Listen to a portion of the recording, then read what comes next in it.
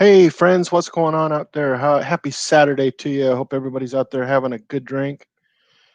I'm having the usual a white Russian, just waiting for Patrick to show up. He should be here any minute. I just got an email from him saying he's on his way.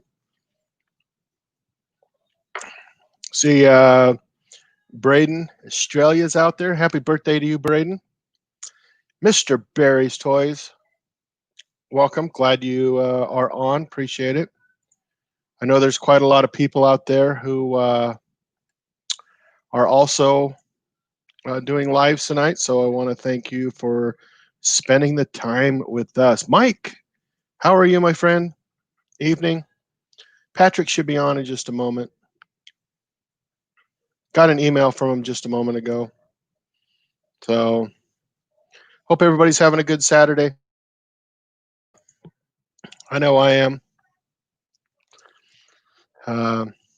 What's new out there? Anything, guys? Anything new?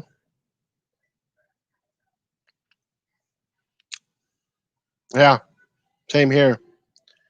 Just chilling on a Saturday. Chilling on a Saturday. Mike, sorry I missed your show. I was helping my wife out with something. I will catch it tomorrow for sure, though. Was tonight Mama Z or tomorrow Mama Z? She's been on here a couple times. Hey, Mr. Barry. She's been on here a couple times. Always enjoy talking with her. She does definitely bring a different perspective to life that I rather enjoy, actually. So just kind of stirring my white Russian up a little bit. Waiting for Patrick. You know, he's the star of the show. He's the diva. Patrick the diva. I ought to send that boy another email. Where you at? Where you at, sunshine? But other than that, just kind of hanging on a Saturday night. Kind of bored. It's my sister's birthday, and it's also the anniversary of the. Oh, Mark. Okay, Mark. Yep. Never say never barbecue. Mark's awesome. I like him. Oh, good Lord, Patrick. I am so sorry. This is for Patrick, guys. How could I have missed that? Rookie mistake. Rookie mistake. Our boy of the hour's on. Anybody else can come on too. I don't care. Hop on.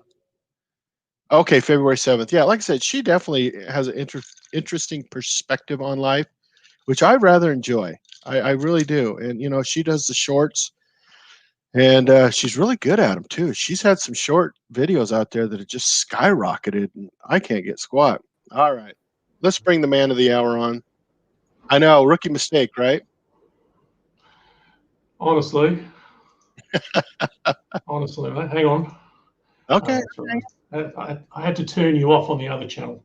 Oh, gotcha. Mm-hmm. How's it going, cuz? Good, you? Yeah, man. Yeah. What are you drinking there? You got your Come white on. Russian happening? Yeah, it's just milk. Just number milk. 27 or? This is probably 27 for the day. What do you mean it's just milk? Yeah, no, I don't drink milk. Milk and I don't get along. Nah. Not anymore. Not for the dude. No, it's that good Carol gene, right? A good Carol gene inside of me that just says milk ain't going to happen. Not happening. Not happening, cuz. Not happening. So we got Mike. That's a long time no see for Mike, isn't it? Yeah. He was just on. I just missed the show. So he had Mark on for Never Say Never Barbecue. I missed that because I was helping my wife. But dude, I saw it all, man. I mean, good for you.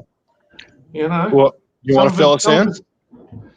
Well, some of us have to, you know, support other channels. You know, we can't be watching Netflix all the time. Watching whatever it is that you watch on a Saturday night. The Big Lebowski. Big Lebowski over and over and over again. Saturday night special. Exactly. Mike, that was a great interview, and I mean, Mark. What can I say about Mark? Because he, you know his channel, right? Never Say Never. Yeah. Yeah. That a Cajun spice mix he sent me is unbelievable. And you only need a tiny amount of it. It's so concentrated. I'd love to know what he puts in it. I think you can tell there's paprika and things like that, but man, it's good. Good deal. Yeah. Well, I really enjoyed that video that you made. Whether put some Vegemite on it with some paprika, it's all over, right? Has No, that I video really gone enjoyed that viral? video. I enjoyed that video that you made.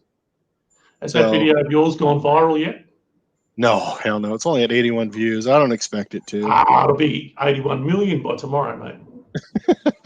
I even put in there Sanga. Sanga? Is it Sanga? Sanga. Yeah, Sanga. Okay. Which is Aussie for sandwich. Why can't you just say sandwich? Well, that's one you guys say, sandwich. Sandwich. Sandwich, yeah. Just an abbreviation. Yeah, I hear you. Okay, I get it. Right. I know, man. Well, sooner or later you're going to have to learn these phrases, man. I know. When hopefully I meet you this year, and then when I go visit you in a year or two, I'll have to be studied. What I'll do is I'll get Australian for Dummies. Oh no, you've got me. I'm a big enough dummy for all of us, mate. I'll just copy what I do. Okay, or even Rosetta Stone for Australia. Oh, well. Yes, there's always that. Yes. So what that's only about? It's only early over there, isn't it? It's only 7 o'clock. Yeah. So what's the future hold for us there, Swami? Well, it's about 100 degrees here right now. Phew, I'd be inside too. It's going to be about 110, 120 tomorrow. It's going to be freakishly hot tomorrow. So I'm not a happy camper, man. Oh, and you work tomorrow, don't you? Oh, yeah, well, hoping to get finished early because it's just ridiculous. It's too hot. Are you mainly inside or outside? Inside, but even still, it's still. Yeah. Just because I'm driving around a lot in the heat too, it just takes it out of you. You don't realise too. You can dehydrate really quickly. Correct. Even with the air conditioner on. Meaty Mike's here. Meaty Mike. Meaty Mike. Yeah. Meaty Mike. I love his channel. Now Meaty Mike. Now that's there's a few I have to catch up on, but I love his stuff, man. Yeah. I can't remember the name. It was like a poor man or poor boy or something like that. Cooker. It's cool shit. Oh yeah, and he's cooked everything. Although octopus, squid, you name it, man. The only thing I haven't seen him cook is wallaby, but maybe he's done one since then. He's done. He's on here now. Why don't you send him some? Yeah, he did. He did kangaroo. Yeah. Yeah, he did a kangaroo, and he's done everything, but I don't think he's done wallaby. Well, we need to take care of that for him. How? Send him a live one, or I don't like the thought of it being put through the post by the time it got to him. It'd be nice and marinated, shall we say. He says, I'll have to find one of those. Those wallabies. Maybe some Tasmanian. Can you eat Tasmanian Devil? No, they're protected. Oh, gotcha. Is that because they're only in Tasmania anymore? I believe I have heard someone who claims to have eaten it, and it's terrible. It's awful. No. They're protected, so you get big trouble if you get found hunting them. Oh, there you go. How about, have you ever had beet wrapped wallaby? No, but beetroot with wallaby would be really good. Yeah, it would actually. Everything, man. It would be. Beetroot's good on it. Yeah. Yeah, I was really surprised at that sandwich. It reminded me of something when I did that beetroot sandwich, because I love roast beef. So everything, even when I did the Vegemite, it was with roast beef, right? Yeah. And that beetroot reminded me of something I don't ever recall. I love beets, right? They're very earthy in flavor. I don't actually ever remember eating it on a sandwich, but when I bit down into that, it brought me right back to my grandparents, the whole person, not the Carols. And it was just like, oh my gosh, I think I've had this before. Something, my grandparents would have done back in the 70s or early 80s. That was fairly normal. What are you talking? It was great. Talking about you made a. Wait a minute, though, dude. Are you saying you made a? I made a beetroot sandwich. You didn't make a video. Yeah, I made a beetroot sandwich, and you come. Yeah, I did. I made a short on it. It was one of my original shorts. You commented on it, Dork. I don't know. Yeah. I must be losing my mind. Oh, there it is. There it is. Yes, of course. Yes. Yep. And like I said, the second I bit into it, it took me right back, and I must have had it as a kid. It's something that my grandparents would have eaten, but I had two of them. It was that good. I can't. What a pair to draw to here. It goes really well with anything like that. With well, steak sandwiches, beef, beautiful. Yeah, and I'm a big roast beef fan. That Vegemite you gave me the idea of the Vegemite. Sanga? Am I saying it pronounced it right? Sanga? I didn't expect you to put beef with that. Oh, okay, but it worked good. Well, the yeast, Yeah, it would. yeast, Yeah. it worked really well. So, and it was just butter on the other side, and dang, it was the bomb actually. Oh, is that Kent? I like Kent. Yeah, Kent's out there. Yeah. I believe that Kent loves Vegemite because I saw him comment on your Vegemite video, and he said how much he loves Vegemite. You know, I was talking true? to my. We'll find out here in a second. I was talking to my buddy. I went to breakfast with my buddy over at my buddy Steve's house this morning, and his girlfriend was there. And he was my original cameraman, and I'm just solo now. But at the time, he was my original cameraman. So he was asking how things are going and if he can come help me again. Blah blah blah. Of course he can. But his girlfriend, he's been seeing for about 6 months, and they're pretty serious. She asked me, out of the blue, what was your latest video? And I told her it was Vegemite. She goes, oh my God, I hate that stuff. Like, seriously? She goes, oh yeah, you just lather it on. I go, oh no, there's your problem right there. You don't lather it on.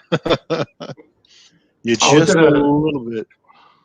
Just before Mike's live stream, I was on not on a live stream, I was watching another live stream, channel called Midlife and Nailing It. Great name for a channel. Great name for a channel. Yeah. And they did. I sent them some Vegemite, and they did but I made them watch my video on how to eat it. So they did it perfectly. Just a thin little schmear.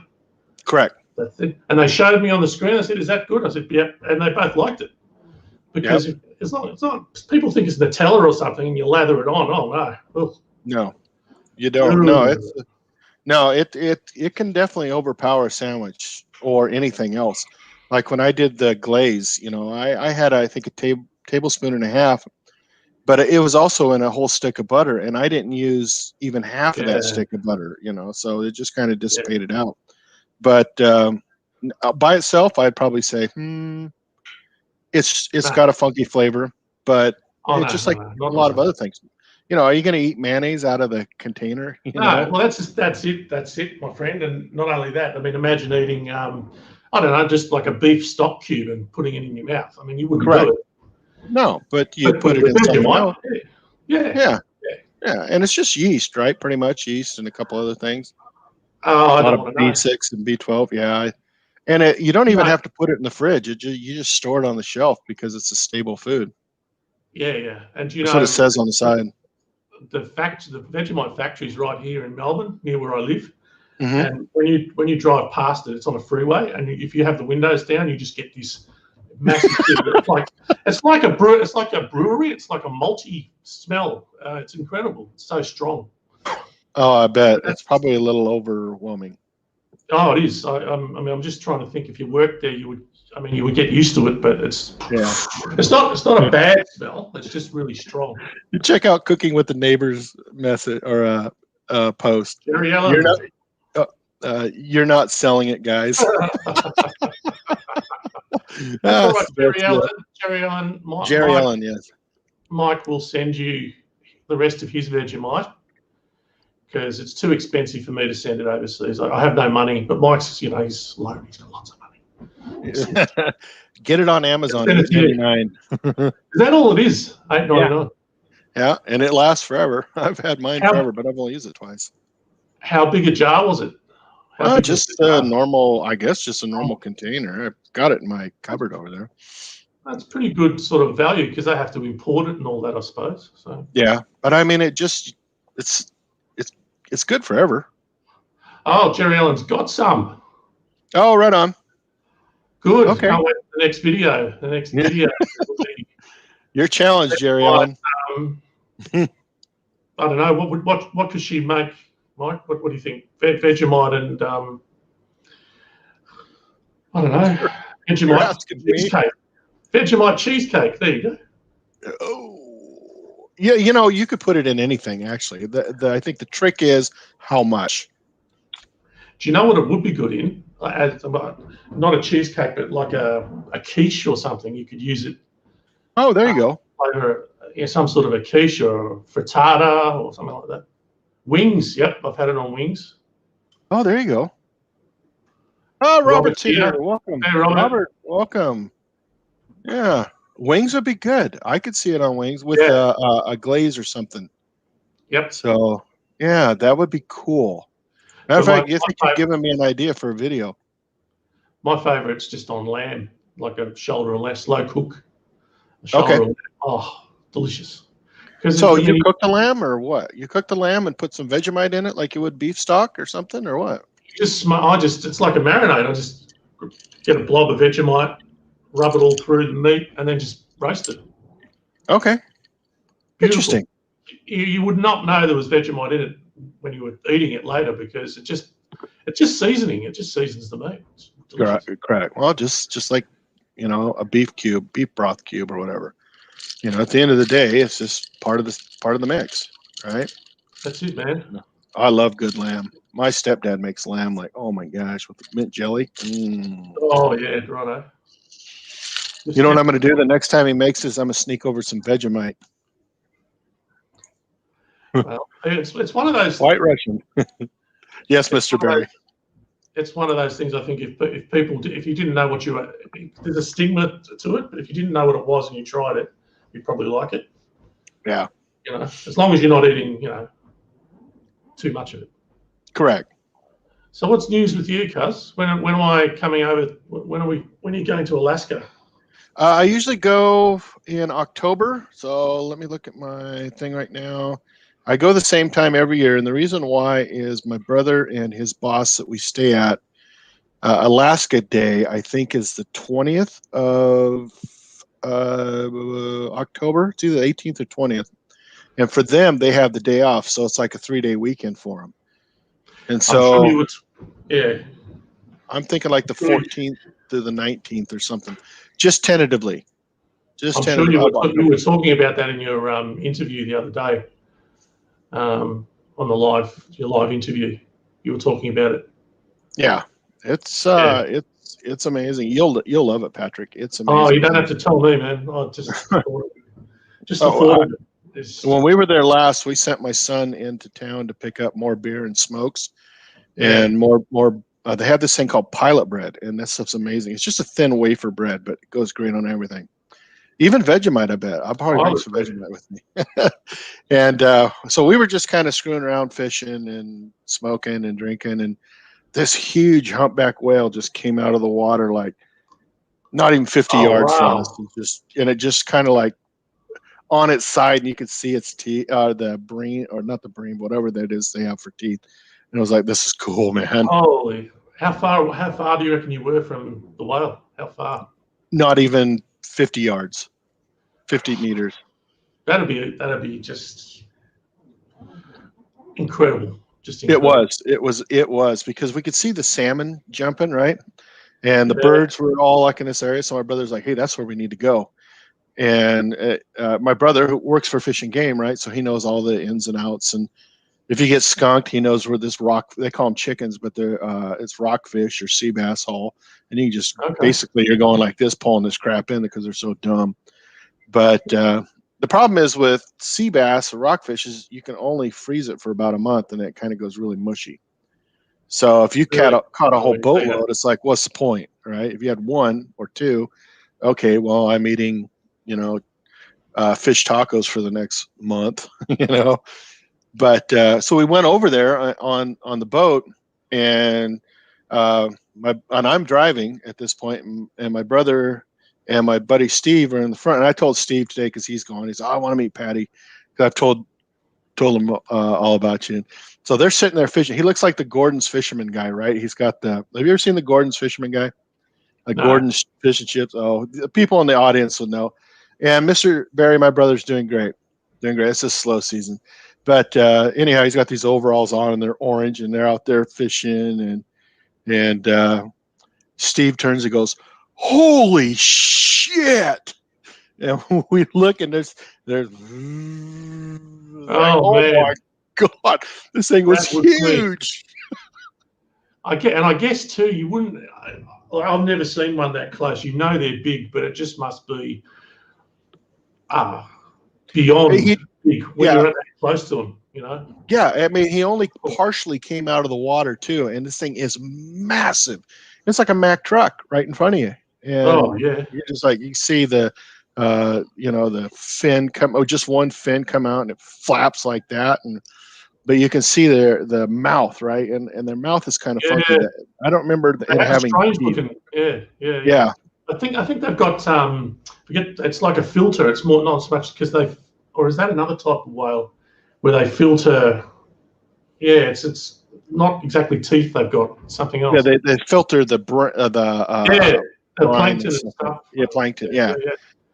Something like that. Robert wants us to go to Arizona. Patrick, we're going to have to do a show in Arizona. Oh, no problemo. I'll meet you there. We're there. We can work our way north. There we go. Because when we're going to go, we had it all planned out. We were going to go. Well, we have to go to Texas. Correct. Sure. What we could do is start in the Florida Keys. Go up the East Coast to see Chris, kind of hang around in the middle, see Kent and a couple other folks in the Midwest, zip down to Louisiana, Texas, back up maybe to see Kent, and then kind of swing around to Arizona to see Robert, swing over to I'm trying to keep up. That's called retirement, dude. That's called drunken retirement, man. Who's going to be driving, by the way? Who's going to be driving? Not me. We would need a designated driver. That's what we have my wife for. She can't drink. It's a done deal. Exactly. But would she? But how long do you think it would be before she got sick of the two of us? About 10 minutes. 12 if we're lucky. Oh man, we'd be kicked out in the middle of the desert, man. We'd be sitting there with the cooler, with the beer going, what do we do now, cuz? Hey, all I need is a cell phone, a cooler of beer, and an umbrella. I'm good. Just say hello to Eric. Eric's lobbed. Yeah, Eric did a great Beetroot video. Did you see that? I have not. It is on my list. Yeah, check it out, man. It's really good. Yep. We got Scott from Dr. Taste Good Barbecue on. Like it. Scott's always good. We'll have to go visit him too because he's on our way to Alaska. There's so many, and you see, for everyone, I'd suggest you probably have 5 because you know a lot more than I do. I mean, it's just overwhelming. Whenever these chats happen and I see names, I'm like, oh my God, there's so many channels, so many cool people too. Oh yeah, they're all cool. They really are. The thing is, and this is just for everybody out there, I wish I had the time to watch everybody's video, and I apologize. I try to hit as many as possible. It is. I will literally have. So this is my work laptop, right? Because it's got a lot better camera than my regular laptop, which is over here, right? And I'm at work. I hope nobody's on from work, so I'll be working away. I've got this going over here, and I'll have my phone going, watching videos, right? And it's tough, but I want to make sure that everybody gets, as many people as I possibly can, gets a view. Nathan, Mr. Barry. Oh my God, I've often wondered what Mr. Barry's name is. And I do listen. I'm very good at multitasking, and I do listen. And sometimes if I miss something, I will back up. But I do watch full views of every video. I never skip out. Just because if I miss something, I just want to make sure that person gets the time for the full view, at least. I'll usually, like right now, I've got probably 8 videos that I've yet to watch, but they've all had a full playthrough already. And so later on, throughout the day, I'll just go back and rewatch them because otherwise I forget. Correct. If they're on my thing now, I can see 1, 2, oh yeah, that one, I'll go back and rewatch that. But then they get sort of 2 watches, which is good, Yeah. Oh, absolutely. I've done that too. Yep. But otherwise, you've got to keep on to it because otherwise, and some channels, man, there's a few in particular, like, I don't know how they do it. Every day, every other day they're uploading. It's just like, man. Yeah. And then you've got to find time to do your own videos, Correct. Yeah. So I today was scheduled myself 2 videos, and the wind was blowing, so I couldn't do it. And I'm sick and tired of cooking inside, so I've decided I'm going back outside. It's where I feel most comfortable at. Yeah, so I'm hoping, fingers crossed. I have 3 videos in the queue already. So if I have to wait, Yeah, I've missed you being outside, dude. Are you able to do something with your setup where you can enclose it, like with plastic sheeting or something? not this year, not right now, but probably by May of this year, I will, because I'm having a patio cover put over my back patio. Ah, that's right. Yeah, yeah. Yeah. That's So my that's where cement my is bedroom cracked. Yeah, my cement has a crack going across all 3 or 4 slabs, so I'm having that raised first. Yep. And then I'm going to take some bids probably in March to have the patio cover put on, and it'll be a nice one. Not, if I put one up, the thing would fall over in the first wind. But No, and at that point, then I could just put like vinyl slabs down in the wintertime for cooking, because I'm going to have a kitchen put in the back too, with a gas grill, and my refrigerator will be able to slide in. My prep table will be able to move to the back because I'll have a countertop in front of me. This will be just in time for me to move in. There you go. So make sure that I don't know where you're going to put the jacuzzi, but it's got to be somewhere near, probably next to the fridge would be good. That I could just reach across from the jacuzzi. Patrick, why don't I just buy another fridge? I said, we'll just keep them both stocked. There's a good idea. Yeah. Well, there's another reason for that too. There'll be too many stickers. That's true. Too many stickers. So yeah. Speaking of stickers, I went and looked at my analytics. You probably have noticed that I don't do the Fridge of Fame anymore. Don't you? Oh well, but I figured that was because you were doing inside videos. No. So I looked at my analytics, and every video I have has a drop right at within about a second or two of the Fridge of Fame moment. So the Fridge of Fame is going to go up on Instagram, where I'll start filming it there, because I've got a slew of stickers that I need to put up. But right now it's just too cold to do it. So that'll be my Instagram one, because my Instagram's growing like crazy. It's like, holy crap. I've gained 50 subscribers in the last month. And I was like, wow. And my video, or my post from yesterday, got 68 views, which is unheard of for me on Instagram. And I just posted one a few moments ago, and I've got 6 on it, and that was probably within the last half hour. So yeah, I don't spend a lot of time on Instagram. I put my, I just don't have the time, to be honest, but I should get into it a bit more. But I've got that, and I've got Facebook. It's a lot to keep up with. It is. What I like about Facebook and Instagram is you can post on one and it automatically posts on the other. So I'll do my Instagram, and it's tied into the Dude's Kitchen on Facebook. I didn't know. Yeah. Yep. So then it prompts you for. Well, I'll show you here. Not tonight, but I'll show you. You just have to link your account on Instagram. Yeah, and then any hashtags that you put in on Instagram, because the key to Instagram is hashtags. What I'm finding. And so, Risa's here. Hi, Risa. Hey, Risa.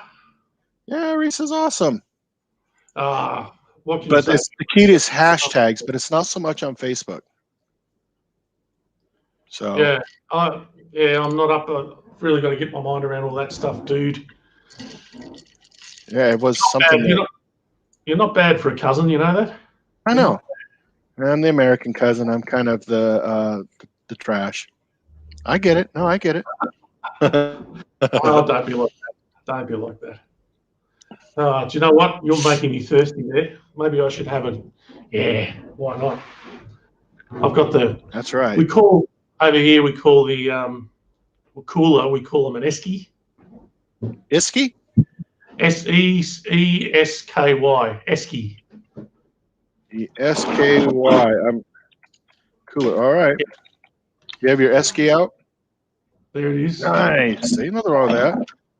You look like you're almost on a beach or a patio or something. I wish, man. Want to say hi to Coca Kitchen. Thanks for showing up. Hey, Kitchen. Yeah, I've never heard of Coca Kitchen, but I appreciate it. I really do. Probably have. It's probably during my drunken days. Like on Wednesday night. Miller it is. Yeah, look at you drinking Miller. Cheers. Are you a Miller drinker? You like Miller? Of course. Look. Oh yeah. Is that what you drank when you were in the States? Yeah, predominantly. I loved it. I thought it was much.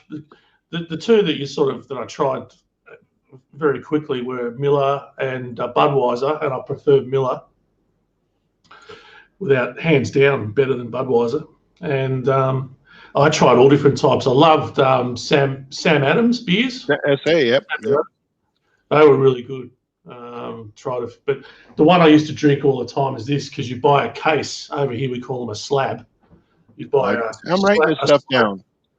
You buy a slab of these, and then it was great. You take they probably still do it. You take the empties back, all 24 of them, or however. Yeah, there was 24 in a case, isn't it? Yep. And you get a refund on the. Okay, yeah, bottle refund. I thought it was a great idea. They don't do that here, and I don't know why. They should. Some states do, like Idaho doesn't, but Oregon does. So you can get 5 cents or 10 cents per bottle. Jesse from Beer Baseball or Baseball. Love that guy. Yeah, he has he's very, very sharp eyes. He goes, fellas, Patrick's drinking his last MGD. Not I've got a few. Very sharp eyes there. Jesse does some great. Some of his reviews. He's done a few non-alcoholic beer reviews lately. He did, yeah. He told me the story behind it, and I get it. But yeah, he's got some of those beers. You're just like, I had no idea. You know, I did this chocolate stout thing. It was like 10% or 11%. It was ridiculous. It looked sensational though. Yeah, yeah. He just had one come out. Was it yesterday that I watched, and I thought, I would drink that. I totally would. Yeah. Yep. Oh, Eric's going, is he? Oh no, it's Mike from Cast Iron. He's got to go. Oh, Mike. Cheers, buddy. It was a great live, mate. Yeah, I missed it. I was helping my wife, and Risa, I'm with you, Patrick. Can't keep up. Yeah. Crazy. Is Risa talking about drinking beer, or what? What's she talking about?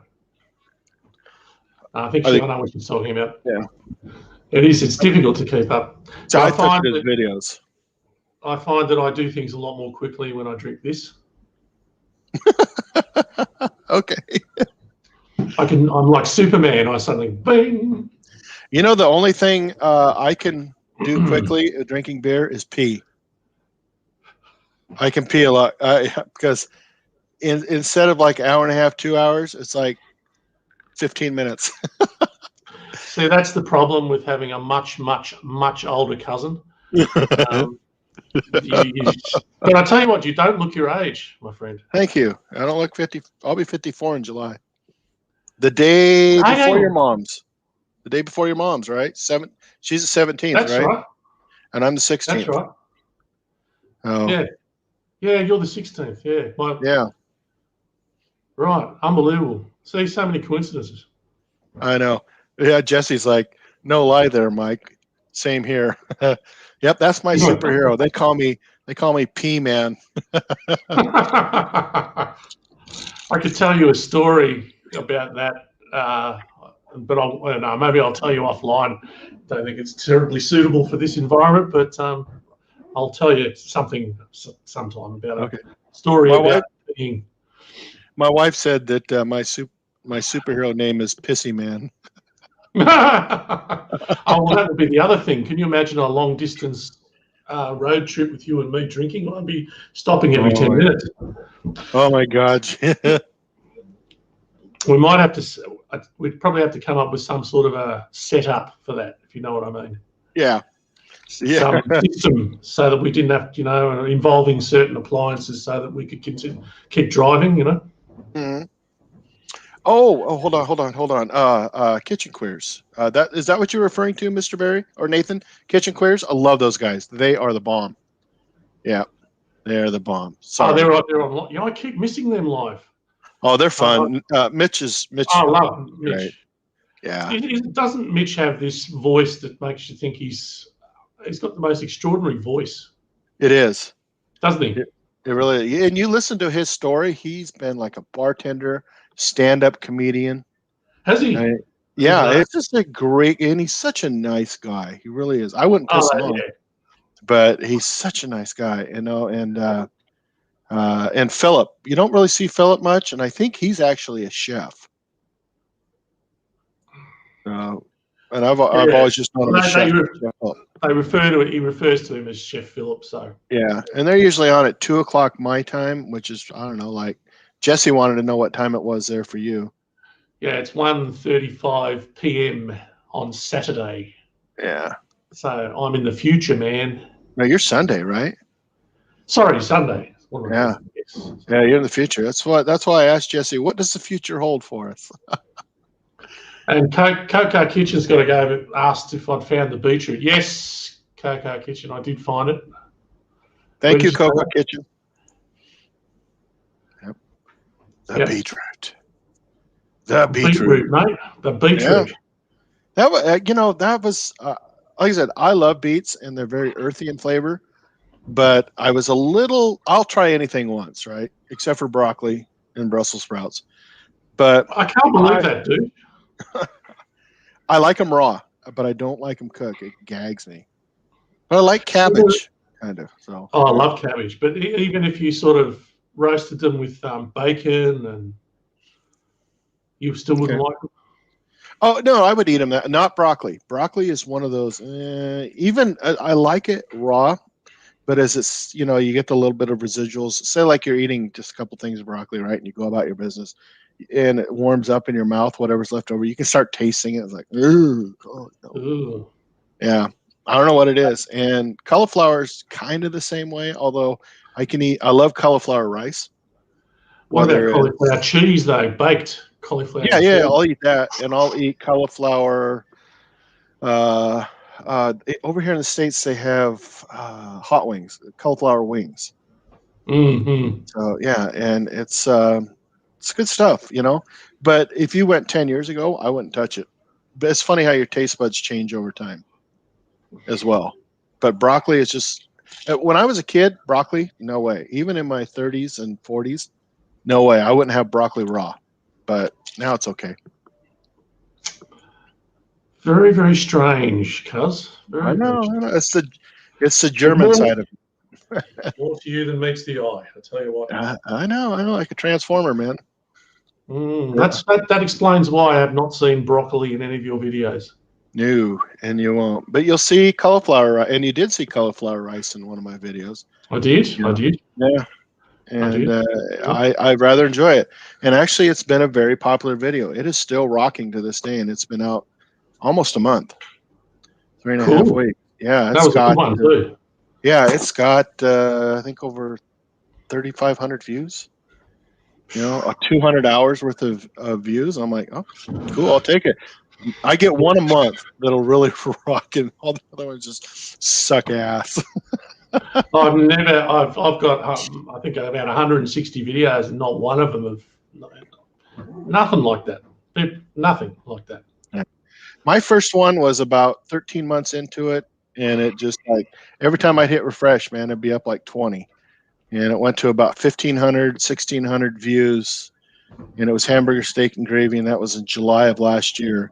And then I didn't have anything until I needed to pull a rabbit out of my hat, and I had an old video sitting around, and it was with my daughter, and boom, man, it just took off, and it went it was gangsters. Oh, is that the right way I said? But it went crazy through the holidays and just died. I think I've had like 5 views this month on it, but up until the 31st, man, it was a crazy. Yeah, you can't. And then there's no way of predicting it. You just got to. There really isn't. And You just got to keep Yeah, doing you can it. make a video. You can make a video exactly like somebody else, and theirs just takes off, and yours just sucks ass, and you're just like, Yeah, okay, mine is always the latter, not the former. mine too. And well, as I said to you before, the only one that I had any that happened to me with the I got like 400 subscribers was that Pringles chip review I did. That's because all the Turks. Yeah, and I think probably a lot of them have unsubbed me by now, but it was just the strangest thing, all of a sudden, ping, ping, ping, ping, ping. Well, you're Weird, still up there. very strange. You're still up. I was looking at yours the other day because I realized I was behind on your videos as well, and I went and looked, and I said, okay, he's still over 1,000. That's good. Oh no, I am, but it's sort of flatlined now. It sort of hasn't. It's very, very. It's up and down because I'm getting a lot of people. I just don't, man. At this point, if it's new channels that come along that I don't recognise, if they're not, they've got to blow me away with the comment. They've got to say something really good, and that shows me they've watched it for me to even think about going and looking at their channel. Because I just, those ones you look through and it's like, oh, nice video, dear, and The key word right there, dear. Stay in touch. Have a blessed day. And you're just like, yeah. I always reply back, you too. Oh yeah, I'm not saying I don't. There's nothing against them. I just don't have the time to go and check their channel out but if they leave a really good comment, that's more likely to. Oh, that was a great, and I'll say so. What a great comment, and it'll tempt me to. I'll just make the time then because I think, well, they deserve. I might not subscribe to them, but I'm going to go and look at what they do. At the very least. On your phone, I don't know if you can see it. YouTube Studio, right? You can get it on your phone. There is a way to go in and look. If you go to analytics and then go to watch time, and then, whoa, what the hell? And then real time views, 60 minutes. You can see approximately how long somebody watched your video. Oh no, I don't look at it because I just get depressed. Yeah. Or you can go to top videos. You can go to top videos and look, and it'll tell you it's 60 minutes. And what I like to do is I'm in a part of a Facebook group that everybody has to watch at least 5 to 10 minutes. Depends upon what you put on your thing, right? Whether you say 5 or 10 minutes on your post, right? And then you have to take a screenshot of it and plaster it back. Well, there's this one guy, and his name is Mike, and that's all I'm going to say. He'll reply back, go, man, great video. Great video. Thanks for sharing, blah, blah, blah. And you look at it, and he watched for a minute. He's like, whatever, dude. But yet I'll watch his video all the way through. It's not fair, but whoever said life was fair, right? Can we go back to something Risa said before there? She says, I'll take you on it drinking. Does she mean me or you? Risa, are you there?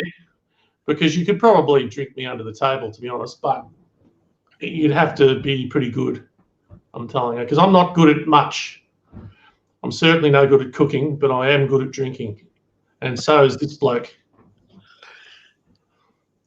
You know what you're good at when it comes to cooking, and no observation. No, you are good at taking a combination of foods, to saying this, and this, and throwing it together, and it turns out right. And I really admire that, because so much of us go, okay, what am I going to have today? Oh, I'm going to have a roast beef sandwich. All right. Well, I put sour cream with chives on mine the other day and went, holy crap, this is amazing. Why did I never put it on before? You're really good at doing stuff like that and showing that you don't have to stay within the norm. You can just go out there and do whatever the hell you want. Just try it. What's wrong with that? Nothing. Well, nothing. I mean, it's I don't know how to cook, so you just chuck things together and see what happens. Mm-hmm. Now, I remember when I first subscribed to you, you seemed to be a little bit more. What's that? It doesn't mean that I'm recommending that anyone eats any of the stuff that I just don't, because look, I've got a strong stomach, right? I don't work, but honest, don't ever eat anything that I cook. Don't do it. Okay. Okay. Let's I'm not. see. I won't be responsible. Okay. You'll get there, Patrick. I say make more shorts. You're amazing, and people will love you. Yeah, they Thank you, do. Rita. Why do you think I put Patty Joe versus Patrick on today's?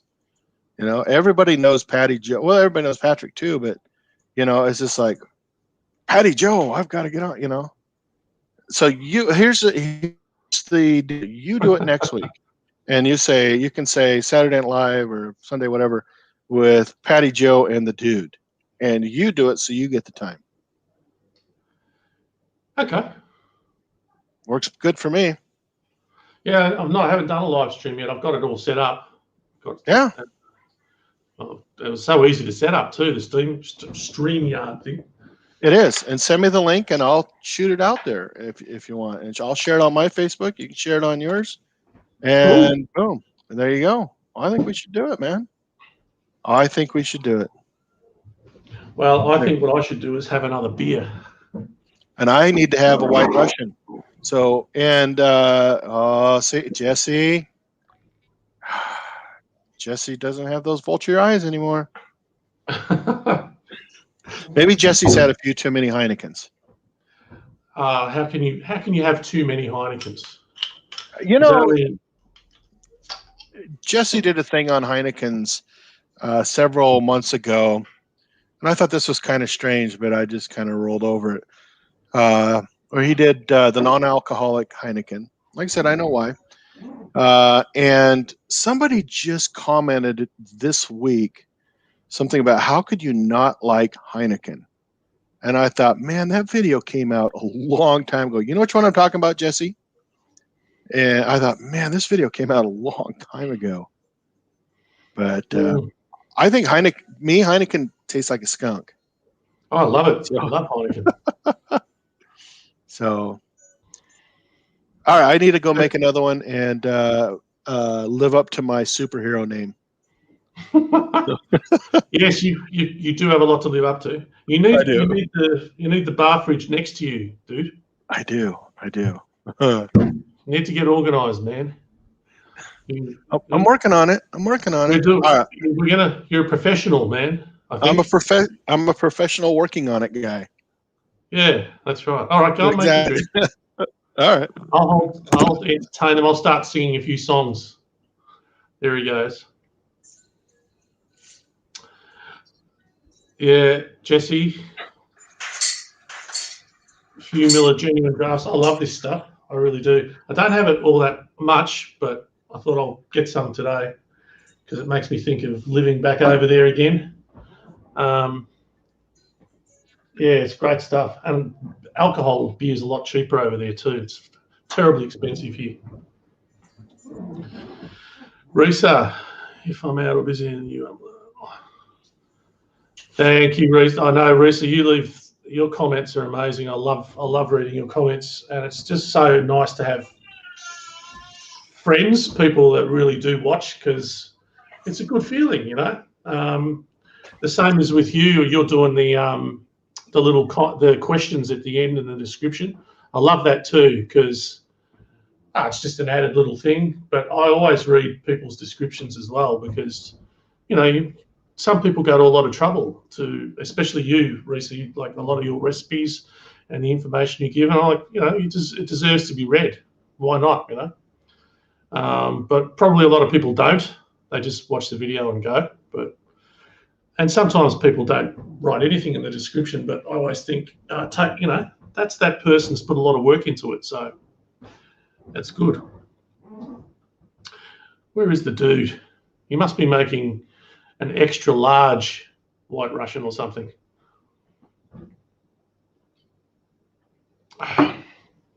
Jesse, what's my go-to? You mean beer? Is that the dude coming back? Oh, he's frozen. There he is. No, he's gone again.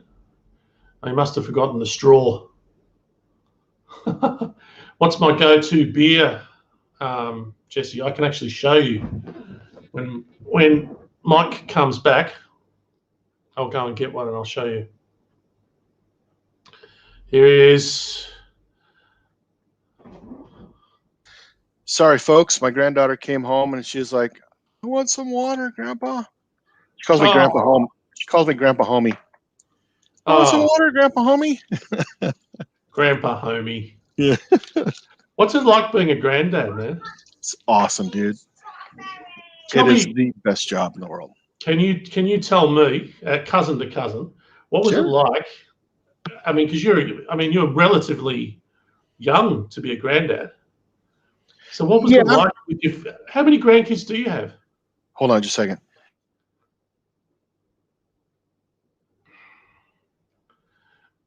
He doesn't know that I can lip read. He's saying, "Make me another white Russian." Exactly. Either that Yeah, or put I can lip read. I can lip yeah. read you, man. It was either that or put the knife down. You can have the strawberry. Here's the thing How with many it. grandkids do you have? I have 3 and 1 on the way. And what was And it like with the first one? What was the feeling like when you got to meet your so first grand? his birthday is the same day as your mom's. And Really? it was euphoric. It was the coolest thing in the world to Yeah. have a grandson. And then my granddaughter is running around here. She's just right down here walking by. Hi, Emmy. Can you say hi? I'm talking. And she's the one that calls me Grandpa Homie. Then she came along and was like, "This is fantastic." And then I have a third. And then he is just, he stands, he crawls. He's not quite a year old. And then one just on the way right now. It is the best job in the world. And I'll tell you what, I wouldn't give it up for the world. Wouldn't give it up for the world. Bye, Nathan. Take care, brother. Nathan, isn't it? Yeah. Yep. See you, Wouldn't Nathan. give it up Thanks. for the world. Really Well, wouldn't. it must be a different sort of feeling to having your own child as having a grandchild. It must be a different thing. You can spoil the hell out of them and send them home. Yeah. People joke about that, but it's a true story. Yeah. Yeah. Yeah. All care and no responsibility. Yep. Exactly. I love it. Jesse asked, sorry, dude. Jesse asked me what my go-to beer is, and I'm going to get one and show him. Okay. Jesse, you should come on. Anybody, hop on. There's the link down there, guys. Come on. Come visit. We're just chilling on a Saturday night. Actually, Patrick's in the future, so we're actually talking to the future here. That's my go-to, Jesse. VB. VB, Victoria Bitter. Bitter, okay. Victoria Bitter. Now, Victoria is the state that I live in. I live in the state of Victoria in Australia, and it's an iconic Australian beer. 4.9%. So that's it. VB. You'd like it. You'd like it. Okay. You'll be drinking a lot of it when you get here, cuz. I'm all for it. Yeah, Robert's right. You hop them up on sugar and send them back. Yeah. Hey, no, it's cool. Yeah. Rob barbecue pit dog. Yeah. Did you see his latest one where he did? He's done I forget what he called the video, but it's a cocktail. But he's used beer and V8 juice, vegetable juice, and it was amazing. I want to try that. Yeah, I have not, but what do they call that? I forget. It's called something, but yeah, I see it ordered here at the pub sometimes. We have my sister, well, it's more like a stepsister, is a bartender at one of the at the local pub, and it's fun to just sit there on any given night and watch her make a drink. Somebody, they'll come up and go, "I had this drink in Vegas. It was blue. Make it literally." I was like, "Yeah, I'll make you something blue." A chelada. Meat chelada. Yep, that's what it was. Thank you. Yep. If you want to know something, just ask Jesse when it comes to beer. But it's amazing. She was on the live I did right after Thanksgiving before Uncle Steve. And it's amazing to watch them, any bartender, in my opinion, put together combinations, and make something that's edible. I look at it and go, what the hell? Well, you know what? It'd be similar to you, right? You take wallaby and carrots, all this crap and put it together. And it's like, hey, this is good. They'll take like Blue Croco and vodka and Bailey's and cream, whatever, and put it together. And it's like, damn, this is good. Do you know what I love? One of my favorite things is just a nice, properly made Bloody Mary. I don't know. Yeah. I love a Bloody Mary. I do too. She makes a Bloody Mary, and she makes a mix. And good God, that's good stuff, man. And plenty of Tabasco, plenty of Worcestershire sauce. You got to have it, dude. And it was so they used to do breakfast there, brunch on Sundays, and she would make it herself. And good God, that was my drink right there. On a Sunday morning, hair of the dog, right? And absolutely. And do you know what? There was one time I used to go to a blues festival once a year up in New South Wales. Which is near Sydney. I love blues festivals. I love them too. This was a little boutique blues festival. I used to go there every year, and there was they had this pub that overlooked the water that you'd have breakfast at. And one year I was there, I ordered a Bloody Mary, and I saw one of the condiments, and I'd never seen it before. They had that smoky Tabasco sauce. I think that's what it's called. And I thought, you know what, a Bloody Mary, this, and I tried some of that, and never go back, man. That's the smokiness in it was delicious. I'm there with you, yeah. They have one of the things that's popular here are Bloody Mary bars, and they just have everything you need. They pour the vodka for you, right? But everything else you need is right there, and you just put whatever the hell you want. Asparagus, celery, whatever. Yeah. You tell me if there's one person that makes it the same way. Everyone likes it a little bit different. Exactly. You might like more lemon. You might like less of this. Correct. Yeah. The best you can hope for is something that you really like, right? But the one, sorry, Jerry Ellen says Clamato or juice. Oh, I can't even read tonight. What's Clamato juice? Clamato. It's clam tomato juice. Oh, right. Oh, yeah. That sounds delicious. Anything salty. Like I love a martini. I love. I don't like gin. Don't you, dude? I don't. Dude. I do. You really are the dude. And I don't like whiskey either. Dude. I like flavored whiskeys. And I like a mixed drink whiskey, but not by itself. I'll drink it. I'm starting to think that wasn't Jeff Bridges in the movie, mate. I'm starting to think that was or maybe you're Jeff Bridges. Maybe. That's it. That's it, yeah. You were really good in all those other movies too, man. Yeah, exactly. Yeah, I did really good as Rooster Cogburn, didn't I? You literally beat me to it. I was just about to mention that movie. Wasn't that a great movie? Yes, it was. And I've read the book.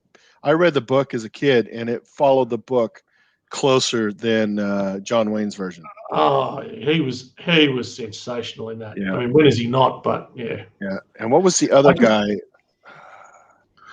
Lefevre. Matt Damon.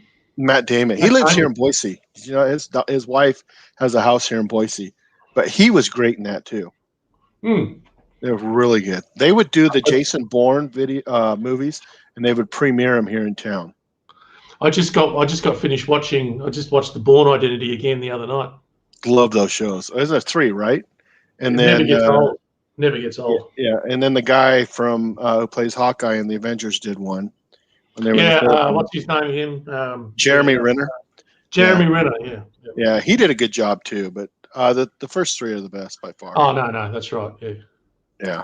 But did you see what Risa said there? She made her parents grandparents when they were 34. Wow. Yeah. Well, there you go, Risa. Here's the funny thing. I remember when my grandpa Wolford and granddad Carol they were roughly the same age. I think they were 3 years apart. Yeah, one was born in 1919. Carol was born in 1919. Wolford was born in 1916. And when they were in their 50s, when I was old enough to start remembering these people, vivid memories, they looked ancient to me at the time. And I can only imagine what my granddaughter, who's running around here, is 3 years old, when she looks at me, thinks. She looks exactly yeah, he's ancient. Exactly the That's same. what she says. Exactly. Yep. But she thinks. Both of my granddads were farmers, but my grandpa Wolford was a dairyman, and my granddad Carol was a pipe fitter. But they both had a lot of acreage with horses and cows on it, and they were hard-working people. What I was going to ask, I mean, to ask you this, and if I don't ask you now, I'll forget again. Have you got a photo of your granddad, Carol? I do. Actually, I do have a photo of him. A couple. I have one of him I have two of him as a young man. Also, you can go online, but I'll send him to him. Oh, really? Yeah. I'd love to have a look. Yeah, when he was on his ship in the Pacific, there's two photos of him on there. And what if I did the same thing? I'll send you photos of some of my people on the Carol side, because it wouldn't surprise me if there's a definite similarity. Okay, well, look at you and me. Your mom called us twin cousins. There you go. Yeah, and she meant it. Chris, talking about cousins. Yeah, we're probably related to Chris. I think I got a feeling. Well, yeah. What do you think? I don't know. I don't know about that one. Chris. I love Chris. I love giving him shit. Oh, well, he's a legend. If he's not on a talk, and it's the right kind of talk, there's some talks, that the guys are pretty serious and just kind of lay back. But if it's like Rick G, and if Chris isn't on, I'll fill in for Chris and give people shit. Well, you're pretty good at it, man. I try. Chris taught me a lot. He really did. All right, Risa, take care. Bye, Risa. Thanks so much. See, now, Chris, that's right. I remember him saying that came off of a boat from England. That his mom's from England. He's the same as me, because that's my mother. They just got on the ship and came across. Yeah. So my Carols came from Carroll County, Ireland, and then they went to Scotland, and from there they immigrated to the States. So that's just too much, man, because the fact that they went to Scotland first, it's too many coincidences. See, mine immigrated around the Revolutionary War time, so yeah, yep. But if Carol's come from Carroll County, Ireland. Hell, they got a county named after him, dude, if you go back far enough. And they're all O'Carrolls, They just dropped the O along the way. They did. That's right. Yeah, absolutely. Yeah. But it's they're considered they're cousins, identical cousins in every way. It's funny you mention that. I think I've told this story before, but I was watching the movie McHale's Navy years ago, 1990. Carol O'Connor. Yes, and they had Tommy Chong on there, and he was he's just a minor character. And the main guy, it was great though. Talks to him and goes, "Yeah, man, you got to go to Cuba," to blah blah blah. And he gets there. McHale gets there, and there's Tommy Chong again. He goes, "So and so or Pedro? Is that you?" And he goes, "No, I'm his twin cousin, Sanchez," or something like that. Twin cousin. And so I would be sitting there on the phone. I worked I was a hardware installer, but I also did phone work. We'd kind of rotate shifts, and if somebody called in that we didn't really care for, I'd be like, "Hey, Doug, your twin cousin's calling." He goes, "Which twin cousin is that, man?" Gotta love doing that. But then of course, karma comes around and it bites me in the ass, and like, damn, twin cousin. That's so funny that your mom mentioned that. Yeah, she meant it. She meant it for sure. She couldn't believe it when she saw you. She's like, "My God!" What was it? Phil from Yeah. Daddy Dutch. One of them looks older with jowls, but he wouldn't say who. Who said that? Phil with Daddy Daddy Cooks. Phil. Oh, okay, yeah. Yeah, that was so funny though. Yes. uh, Yeah. So, what are your plans for the next couple of days, man? You gonna have a late night tonight? What's going on? well, here in about 5 minutes, I'm going to go on my union mandated break to go kill my lungs. And then tomorrow, I'm going to go visit my dad. My dad lives in our rental. He's 77, kind of has poor health, but my wife and I still own our first house in town, and my dad lives there. And I'll go visit him for an hour and a half. I've got a couple things I got to buy, and if the weather's decent, I'm going to cook tomorrow. Do a couple videos. So how about you? And then work, of course. Back to work. Yeah. Well, I mean, for me, the next couple of days just survive this heat. I mean, tomorrow is going to be horrendous, and I'm no good in the heat. I just can't. I don't do well in the. Did you do as a kid? Did you do okay in the heat as a kid? Never liked it. Never. Oh, really? Oh, as a kid, it didn't bother me at all. Well, yeah, when you're young, it sort of goes by, but I've never preferred it. And some people love it here. You know, oh, they're great. It's hot. Oh, come on, man. Give me 65 to 70 any day. Oh, no. Take me to Alaska. Beat There me you up. go.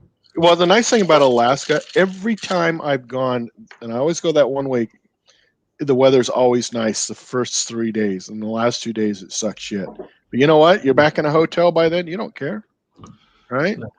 And even even if it sucks shit you're on an island, and the guy's got 3 cabins there. Big deal. You hang out in a cabin. He's got a Russian banya in one of them. You know what a banya is?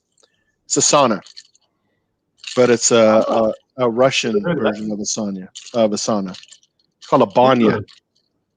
So what else do you know, cuz? that's about it. That's about it. No, Oh, and man, you know lots. He's got a tarp that comes up, and underneath that, and he just pulls it, right? Lots of times he goes out there by himself, just him and his satellite phone, and he'll just pull it up, and then he'll throw some wood on the fire and spend all day just fiddle farting around. He does his own milling. Wow. Jeff's his name. And it can rain and when we were there last, man, one of the nights it rained like hell. And we just stood underneath that tarp and sat around and had a few fun here and fun there, and called Mary Jane. And yeah. And I always buy him a bottle of Jameson and sat around and drank, smoked, bullshitted by the fire. Threw some potatoes in there for the next morning for breakfast. Darnell! Hey, Darnell. He's got a big old cast iron pan, and always buy the food for him. It just makes sense. And we took some potatoes, wrapped them up, threw them into the fire at the very end of the night. And in the morning, we cooked up some elk steak or whatever, bacon and eggs, whatever, and throw the potatoes in with it and kind of a mash, and boom, you're off, man.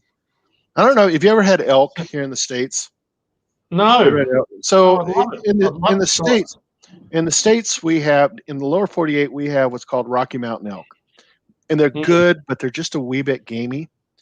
But in Alaska, they have what's called Roosevelt elk, and they're smaller than an elk you would get in the lower 48, and they're not gamey. They're actually really good.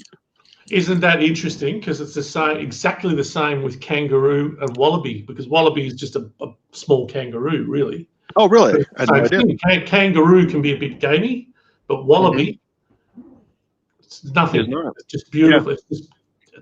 I don't even like kangaroo, but wallaby I could eat all day because it's just beautiful. But they're essentially the same. They're the same animal, really. Correct. Yeah, it's the way it is here too, and it's just a blast. My brother usually brings a couple of elk steaks, and he usually gets a deer while he's there. And oh man, I'd love it. I'd love it. Everything about it. Basically, the rule is no drinking and firearms. Chris, my last girlfriend was gamey. I'm not going there. I'm not going. No. I've always wanted drinking to get and firearms. No, come on, man. Drunken machine gun. That'd be so much fun, man. Exactly. Yeah. Oh, it sounds like a blast. That's so what my brother does is the first thing he does when he gets there after he sets up his stuff is he just goes off hunting for an hour or so. And like this last time, it was literally 15 minutes. You heard this boom, and then he comes huffing back. Hey, I need somebody to help me pull this deer back. And he hadn't even really drank. And it's like, okay. And then they get these mushrooms that grow everywhere around there. They're called hedgehogs. And so you just go and you take a knife and you just start picking them up, right? They're everywhere around there. What are they? The ones you can smoke? You smoke? Yeah, no. You drink. You can eat them. They're edible mushroom, and they're really good. So you just kind of throw them in with your stuff, and away you go. But the funny type of mushroom? No. There's no hallucinogenics at all to it. It's just it would be like a morel mushroom or any other kind of mushroom. It's just something you can eat. No hallucinogenics at all. Called a hedgehog. That's boring, man. I know. Chris, what's going on? What's going on, Mike Patrick? How you doing, cousins? I just want to say this is a momentous occasion. It's first time on screen with Chris. Is it? First time. Yes. Never been on the same screen before. Never. Well, I would remember that. I could definitely tell part of your family because I don't have any ponytail hair. I have no hair ponytails. Yeah. I'm not. Not part of the family. For 20 years, I was a skinhead, bald. Yeah. And, just one day, grew my hair long. Yeah, I don't have that option. But how is Chris related? He's not. Other than he's just a brother, is cool. Yeah. We don't look. It would be strange if we were all related, would it not? It would be really odd. That would be bizarre, man. That would be bizarre. Yeah. All right. I have a union mandated break that I have to take now. Roger that. Damn union. So I'll be right back. Patrick will carry it. Patrick can. No. Chris, you're better at it than me, man. Patrick knows what he's doing. No. All right, I'll be right back. No. All right, so let's talk about Australia. Do you watch Sky News? Because how do you like Sky News? Do you find them honest? They're better than the alternative. Yeah. Pretty much. I mean, as far as you can trust any of the media. Yeah, sure. I do prefer them to the because we've only got 2 or 3 main channels here in Australia, right? And they're all basically the same. And then you've got Sky. So. Yeah, I subscribe to Sky on YouTube, so I get their clips during the day. Yeah, they're good. They're good. Yeah. At least you get a sort of different point of view because here it's not. Sky News is not on free to air TV. You've got to pay for it. Oh, okay. And so a lot of people don't watch it. Gotcha. Because they want to pay for it. But it's good. Why do you ask? Oh no, I subscribe to it on YouTube. So during the day I get, I'll get like a couple 3-minute clips of different news, like they're talking about the fires earlier and all that stuff, or the heat. No, like I said, I just subscribe to it because they give me some clips during the day and something different. Because in America, I'll talk about America after, but in America, you don't know. Like when I used to travel abroad and watch the BBC or the news over in Europe, America has no idea what's going on over there. It doesn't really get funneled to us in the news like it does in Europe or Australia or something like that. But like I say, even in that case, even our news doesn't cover what's going on in Seattle and Oregon. They got riots right now. They're burning Biden flags, for God's sake. So it's the news is they're really they're not very newsworthy. They don't, they're not telling the people what's really going on. So I think of people, the people of the country, are really blindfolded to what's really going on. Well, a lot of people just, and it works both ways though, because there are alternatives out there, but a lot of people don't bother looking. They just sort of settle for what's on the screen in front of them.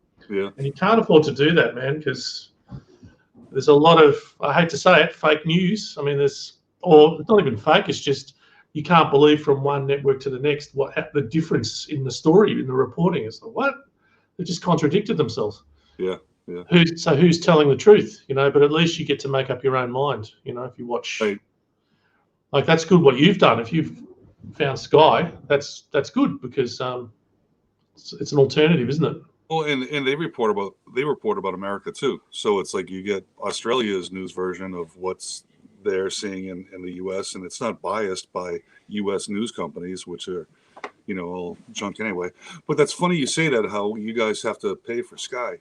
I see everything. You get Amazon Prime, you get Netflix, you get Hulu, you get all these different companies, and they want to nail you for $10-12 a month. And at the end of the month, you're paying. I mean, you could be paying $200 to get access to all these different, TV media companies and all that stuff. And it's worse than a cable bill. I don't know what you guys do for cable or satellite, but. Well, yeah, we've only got one, and it's called Foxtel down here, and that's the pay that they've got it all sewn up. That's where Sky News. You can watch Sky News if you pay for that, but the average subscription of that's between $50 and $100 a month. Right. So there's a lot of people that just don't bother, and then they just watch the crap on the free-to-air TV, on the network channels. Yeah, yeah. And that's exactly what most of it is. I don't watch those channels, and I just don't. Yeah. I'm not. But it's funny. Since starting the YouTube channel, I met a lot of people from America, of course, and a lot of I've had conversations with them. They're telling me about things about America and all this because they know I'm from Australia. But what they don't know is I already know about that because we probably get more information about. I know more about America than probably a lot of Americans do. Oh, easily. Australia's so Americanized down here. We love America. Yeah. But we get so much news from America. It's a big deal down here. Yeah, a lot of the in Europe, England, Europe, and all that stuff. They love talking about America. So if you want to know American news, Yeah. They definitely talk about it. Yeah. Beer, BBQ, baseball. That's for damn right. They only show you. What do you? Well, you can go. We don't need you. Fine, Mike. Stay. We're coming a fine time here. Yeah. They say Australia's Americanized, but you go to Australia and you get a slab of beer and you put it in your esky. Yeah. Right? Absolutely, man. And you have a sanga, a Vegemite sanga. That's you cut in triangles. Only in Australia. That was awesome, dude. Oh, that's right. I saw that comment of yours, Chris. I hate triangle sandwiches, and I hate triangle toast. But it tastes the same, man. It's like when you go to spread like butter and jam on like a rectangle triangle piece of toast, you can't cover it all the way perfectly. That's why I like the rectangles, and I like to fold it up. Oh, okay. My preference. I don't prefer triangle sandwiches. So you will cut it, but not. You'll cut it. Yeah, like halfway. Yeah, regular. I just did it for the look.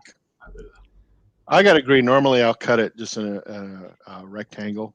Yeah. But I just did it for the look. You were trying to be fancy, weren't you? I was the Australian way. Fancy pants. Well, you think about it: beetroot sandwich, Vegemite sandwich. Vegemite and toast is supposed to be really good too. Now, Chris. Now, I remember you saying Christmas Day. What did you have on Christmas? Were you eating duck on Christmas Day? Yeah, we had duck on Christmas. Yeah.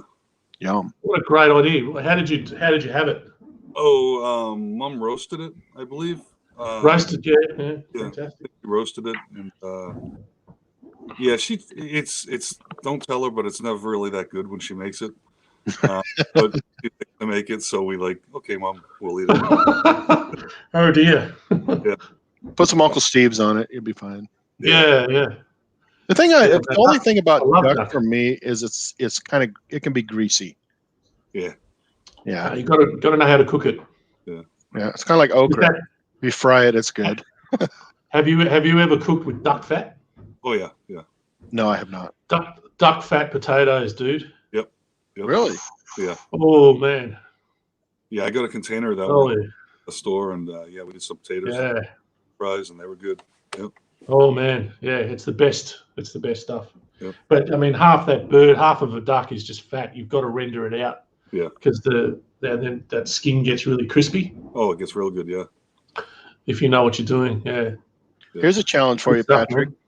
Jesse has a Mhm. challenge for you. Have you What's ever that? seen anyone deep fry a beetroot sandwich? Never heard of it, man. Never heard of that. It has heart attack written all over it, man. Sounds disgusting. Is beetroot an actual beetroot? It's beets is all it is. Beets. Yeah. We call it beetroot down here for some reason. That's what my Don't know why. grandparents called it too. It was never beets, it was beetroot. Yeah, I Right. think it's a European thing. Yeah. It's sort of European big because they do what's it called, borscht or something, which is a beetroot soup. Is that what that is? I think so. I mean, it's cold. They serve it cold. Okay, interesting. Like a gazpacho? Something, Ooh. yeah, something like that. Yeah, like a gazpacho, except it's made with beetroot or beets. Sounds like something else, Skip. Good stuff. Stick You with know, the duck, man. Stick with Patrick, this is a big year for Chris. 2021. Oh yeah, yeah. Mhm. The countdown's on. We got 4 months left. Yeah, May 8th. I'm done. Retired. Yeah, damn, dude. the duck. Retired, man. Yeah. But you're only 39. Yeah, that's what it looks like. That's incredible. That's because my shirt's on. So you won't even. How do you do that?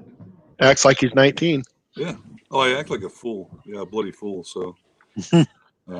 Are we visiting? Sorry, Chris. Kaz, are we visiting Chris when we do our road trip, or is that okay? Yes, we with are. you? Yep, that's what I was saying. That at the very beginning is if we start in the Keys and zip up the coast to Chris's place, and then he said we could sleep at the end of the driveway in the car. No, I have a barn. I have a barn. Up where No. he's got a barn with hay. We could just sleep on there You and guys, then kind of work our way across. yeah, you could be You like know, you could be like the wise men and baby Jesus. You could sleep in my. the barn. no, I think I can see what would happen. Chris. You'd be like, now you see that fence over there with all that cilantro on it? Just go and stand over there, will you? Stand over there for a moment. Go and stand over there. Hey, speaking of cilantro, how's Jet doing? Oh, she's great. Good. Feeling better? Oh yeah. She got rid of her little nasty vagina infection. That's She is your cat, dude. my cat, Patrick. Oh, right. Yeah, she had a little urinary tract infection, but yeah. So of course, I had to bring her. Well, it happened when I got home, so it was late at night. The vet was closed, so I had to bring her to the emergency room. The hospital for animals. So $200 something later to get 2 weeks worth of antibiotics. It's yeah. Yeah, But they're your pets. You got to take care of them. that's true. Yep. Yeah, we have a What are cat. you going to do What are you going to do when you retire, man? Oh, absolutely nothing. Good. Yes. Good. No, I have no. Like say, I'll get a retirement and all that stuff. So I'm not really. I don't need to get a job. I'm sure I will do something after a bit. But Walmart greeter. no. Just some cash job. I'll do something like $10 an hour for cash, a couple days. There you go. I think it's Eric from Roundhouse Ranch. Is it right? Yeah. He's on. Hi, Eric. Hey, Welcome. Yep. I haven't seen him on a show for a long time. No, he was on someone's live today, I think. Was he? Yeah. I thought I So saw. many lives happening. I know. We were going up against Keith B. and Johnny Maggs. Yeah, Mags bailed out. Did he?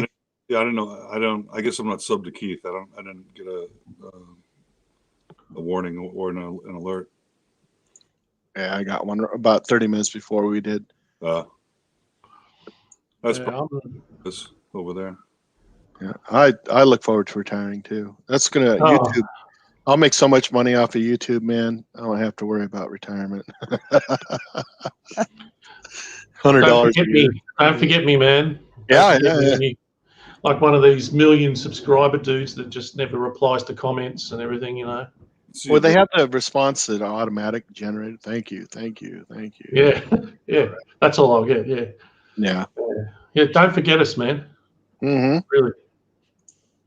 Oh no, I won't. Remember these moments, because when you're up there, I know you'll be too busy.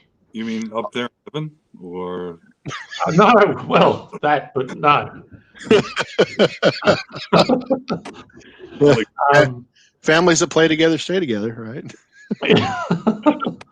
No, just be humble when you reach that 1 million subscriber thing. Oh yeah, Just be humble. Yeah, yeah, I'll be. Just remember where you came from, cousin. I don't see that ever happening. Hey, the secret is do game cam videos. They'll fucking skyrocket. Yeah, there you go. Just they don't skyrocket. I should just do Vegemite sandwich videos. The all Vegemite channel. There you go. There you go. There's no chance I would watch any of that, but that's a good idea. Or the Adventures of Robovac. Yes, no, that's a good one, man. You cracked me up with that latest one. You hear about that, Chris? No. I started a web series called The Adventures of Robovac. Yeah. And it's just my little vacuum that runs around, right? And it got stuck underneath the hutch one day. So I said, will Robovac ever escape the evil clutches of Yabba the Hutch? Find out next week. And I got a lot of response from it, right? And it was a joke at first. So I thought, well, I wonder what I can do. So I thought, I want Patrick as the voice of Robovac. So now I made that was episode 13. There's no 1 through 12. All I had people going, is there an episode 1 through 12? Where's it at? So episode 14 is the escape. And you hear Patrick going, I have escaped. I must call into HVAC headquarters. Okay. As it's scooting along, and then he look, a horse. You could do that. What you could do is you could mount a GoPro to the top of Is that I have thought about that. Yeah, put a GoPro on it and use Pat's voice as it goes around the room, and put down little props that he has to go around, and Patrick could. Yeah, there you That's go. a great idea. As long as there's money involved here. I mean, am I going to get a percentage? A royalty?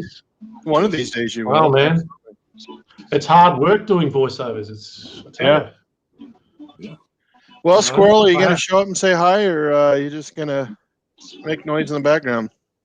Well, if y'all let me talk, I mean, y'all talking all damn night.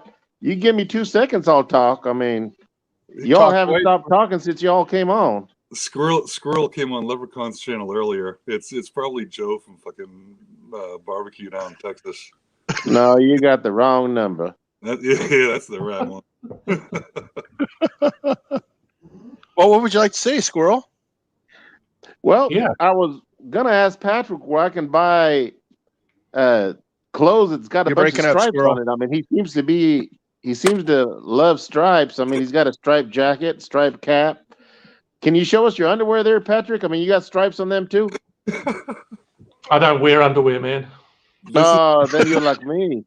This is what he does. He goes over the whole panel and just rips them up. He rips every. Nice. It's funny as shit. All right. One of the most original. It's one of the best questions I've ever been asked. Yeah, me too. Yeah. All right. How do I answer it? Well, this is a work shirt. And it's a coincidence. I found this cap $5 in a shop somewhere and bought it. I didn't even realize, but it does go well, doesn't it? Matching. Are you a referee? No, I manage a cleaning company. Huh.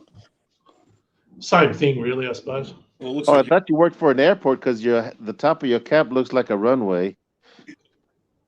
Like where you would guide the plane in to land. Yeah, see that? True. All you need is a couple flashing lights on the top of the hat, and you'd be good. You've got a different accent now, Squirrel. You've changed accents. Well, I figured you talking with an accent. I'd talk like an accent. And the dude that chandelier in the background looks like you live in the house in the 1930s. What's going on there, mate? Actually, it was built in the 1945. So Right. Yes, you're right. Can you do us a favor and go jump and grab a hold of it and see if it'll hold you up there? Then you can swing. I'd love to see that. Sing a song. Came in like a wrecking ball. I did that on the last show. You missed it. Yeah. Sorry, man. And then old Chris looking like he's at a strip ball with the He purple is. lights in the background, eh? Can you show us your stripper pole there, Chris? Oh, I think Chris froze. Yeah, he's frozen. All right. Hey, Marcel. Marcel's here. Marcel. He's got a beanie in the house. I don't know who wears a beanie in the house. That'd be Chris. Chris. All right, Squirrel. I appreciate you showing up and being on the show. I really do. Y'all have a good night. You too. Take care. Bye-bye. Bye. See, it's just listen, the dude's channel, people just they rock on. They do. They do. Now the shitter's full. Hey, I recognize that one. I've been wanting to ask you this one, Chris. You know how you were coming on as don't F with cats, yeah? Yeah, that's my other. Hey, I assume you've actually seen that Netflix thing. Yeah. What did you think of it, man? It was sickening. It was disgusting. Yeah. It was an unbelievable story, though. Oh yeah. Have you seen that, dude? Yes, I have. Oof. And you're right. I couldn't believe it. It was like, no, I couldn't either. Yeah, man. What a sick twist, man. Yeah, it was an amazing story. I mean, I felt horrible for a couple days, just but it was an amazing story. How it's like they say, these psychopaths, they start with animals and work their way all up to people. And yeah, they got him. Did he actually? I think he killed one guy. Did he? Or he decapitated some dude and mailed it to Justin Trudeau. That's right. Yeah, yeah, that's right. That's messed up. So messed up. Yeah, I shouldn't be laughing, but yeah. Actually, that's easier to cope with than what he did to the cat, to be honest. Oh yeah. That was just the worst, man, the worst. Yep. Oh my. Yeah. Don't F with cats. Amazing story. We have a cat. Yeah, we have a cat that's not feeling too well. She caught a bird the other day, and she just hasn't been the same afterwards. And I'm not sure what's going on with her. So, might have to take her to the vet on Monday. Yeah, Mary. Well, she just. Yeah, and she just kind of hangs out, and I've been trying to feed her. She won't eat. So I happen to have some tuna fish. Just one thing of tuna fish, and I also had a thing of chicken, and I gave her a little bit of the chicken just to see if she'd take it, and she had one bite and just kind of went back and laid in the sun. She didn't want anything to do with it. She drinking water at all? Yeah, she's drinking water. That's good. Yeah. Mike, how you going, Mike?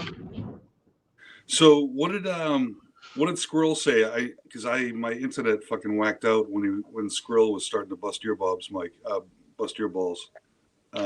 He was talking about looked like my house was built in the 30s and I should hang from the chandelier. And so it's for my granddaughter's birthday last week, and there's still balloons stuck to it. It's actually a good idea, man. If you've got a pogo stick, those sticks, you could jump up and grab it. Got another one down. Whoop, got another one down. So, that would make a great video, man. That would make a great video. Yeah, and then he was talking about you look like you were at a strip club and who wears a beanie. Yeah. Yeah, so I was like, I was on Leprechauns earlier, and he came on, and he's like, "What's with you? What do you got? A stripper pole back there?" And he's a funny motherfucker. I think it's Smoking Joe. Is it? like that. What's up, Marcel? Going? She's going to hop on, I think. Never say never. What's That'd up? Be cool. Who's never say never? I don't know his name. He's Mark. That's Mark. His name. Yep, Mark. He was Mike from Mark from Mr. Cast Iron. His name is Mark. Yep, Marky Mark. Or as we say, Mark. Mac. Hey, Mark. How you going? Mac. Bobby. What's up, Mac? I think one of the most fun lives I've ever been on is your one, Chris, where you kept getting kicked off for the. Oh, that was so fun. Music. The music, it was hilarious. What did they do to it? Did they time you out? They must time you out for a few minutes or something, and then you get back on. Even notice it because to me, it's unless I have it up on my iPad, I don't notice anything else. And I'm sorry, Ah. I have my iPhone. I don't see what's going on. So it's showing me just talking to myself in comments, but I guess to you guys it blacks me out or something. Ah, so it blacks us out, right? Yeah. So you're just carrying on oblivious. Yeah, I'll be oblivious, and then the next day, because it was every 5 minutes. It was great. I get like 20, 30 emails from YouTube saying that I have copyright infringement on all, every song, list every song and all that.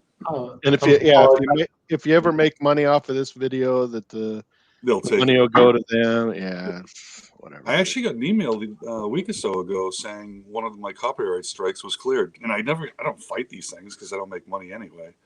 But it's like they actually sent me an email, said, yeah, one of my copyright strikes was actually released, and so I'm like, all right. Yeah, cool. Yeah. Cool. There you go. You've probably got friends in high places that you don't know about. Someone at the top, Yeah. Yeah. Someone. Yeah, it's good to know people, isn't it? That's what she said. Yep. Well, that was good to blow people. I'm sorry, that was something else. Oh, never a dull moment. No, never. So so now back to the road trip. Yeah. You could zip up from my house from the Keys. Straight shot will take you about 35 hours, nonstop. Just stop for gas. And I know you guys can do that. No, we got plenty of gas, I'm sure. 35 hours straight. Okay. Well, the missus will be driving. Hours. How much is that in metrics? 35 hours. Driving at what speed? 600 kilometers an hour. What is that, about 55 miles an hour? That's a long way, man. Yeah. Well, we'll rent a motorhome. Yeah, there you go. Seriously though, how far is it from there, from Florida? So where are we? It's probably about 2,000, maybe 1,500, 2,000 miles. Because Florida is the bottom left, and we're the top right. Yeah. Bottom right, we're the top right. Yeah, fair enough. Okay. Yeah. So that'd be like me, because I'm thinking in terms of Australia, that's like me driving from here to well, let's say, it's 3 days in a car to get from here to Perth, which is Western Australia. That's east to west, cross country. 3 days in a car, and that's just all desert. Wow, sounds like a long ways. It's because unlike, you see, Australia's, everyone's on the coast, and then as soon as you go inland, there's just nothing. And it's I think about the same size as the US. I'm sorry, it's only 26 hours. It's 1,696 minutes. Oh, that's all right then. Yeah. Oh, that's cool then. That's cool. Much better. That's doable. Right there. That is much better. Yes. I tell you what, though, we'd have to stop for a rest break at some point. Well, as much alcohol as I'm going to be drinking, we'll probably have to stop about every. No, I've told you about that. 30 minutes. You got a motorhome. Going to come up. Oh, that's true. Never mind. There you go. You just buy a motorhome. Yeah. We'll just stock it with sandwich material and Vegemite. Oh, the Vegemite. Just the beer, the vodka, whiskey. You don't drink whiskey, so we'll have whiskey. I'll drink whiskey if it's mixed with something. Oh, really? That's a shame. Because I thought it would be all for me. I like apple and honey whiskey. Not. Yeah, I've had that sort of thing. It's a bit too sweet for me. Yeah. What about you, Chris? What's your go-to beverage? I think you like vodka, don't you? Yeah, it was Jameson vodka. I've actually been dry since a week ago Thursday. Good for you. Yeah. Sorry to hear that, man. Yeah, I know. It's weird because it's terrible. Like today. What can we do to help? Not try to help them. There is no help. No help. What's the reason for that? I had to go to the doctor to do a blood test. So I'm like, well, I don't want, just to be clean. I'm like, I'll see how long I can go without drinking. And there you go. What's that blonde Australian actress name? Anna something, Corvin or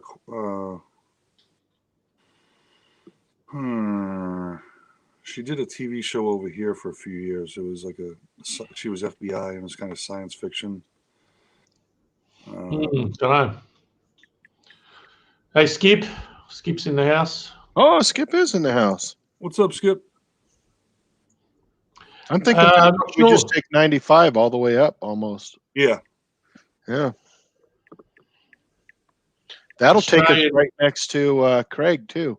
Taking 95. We'll have to stop at Craig's.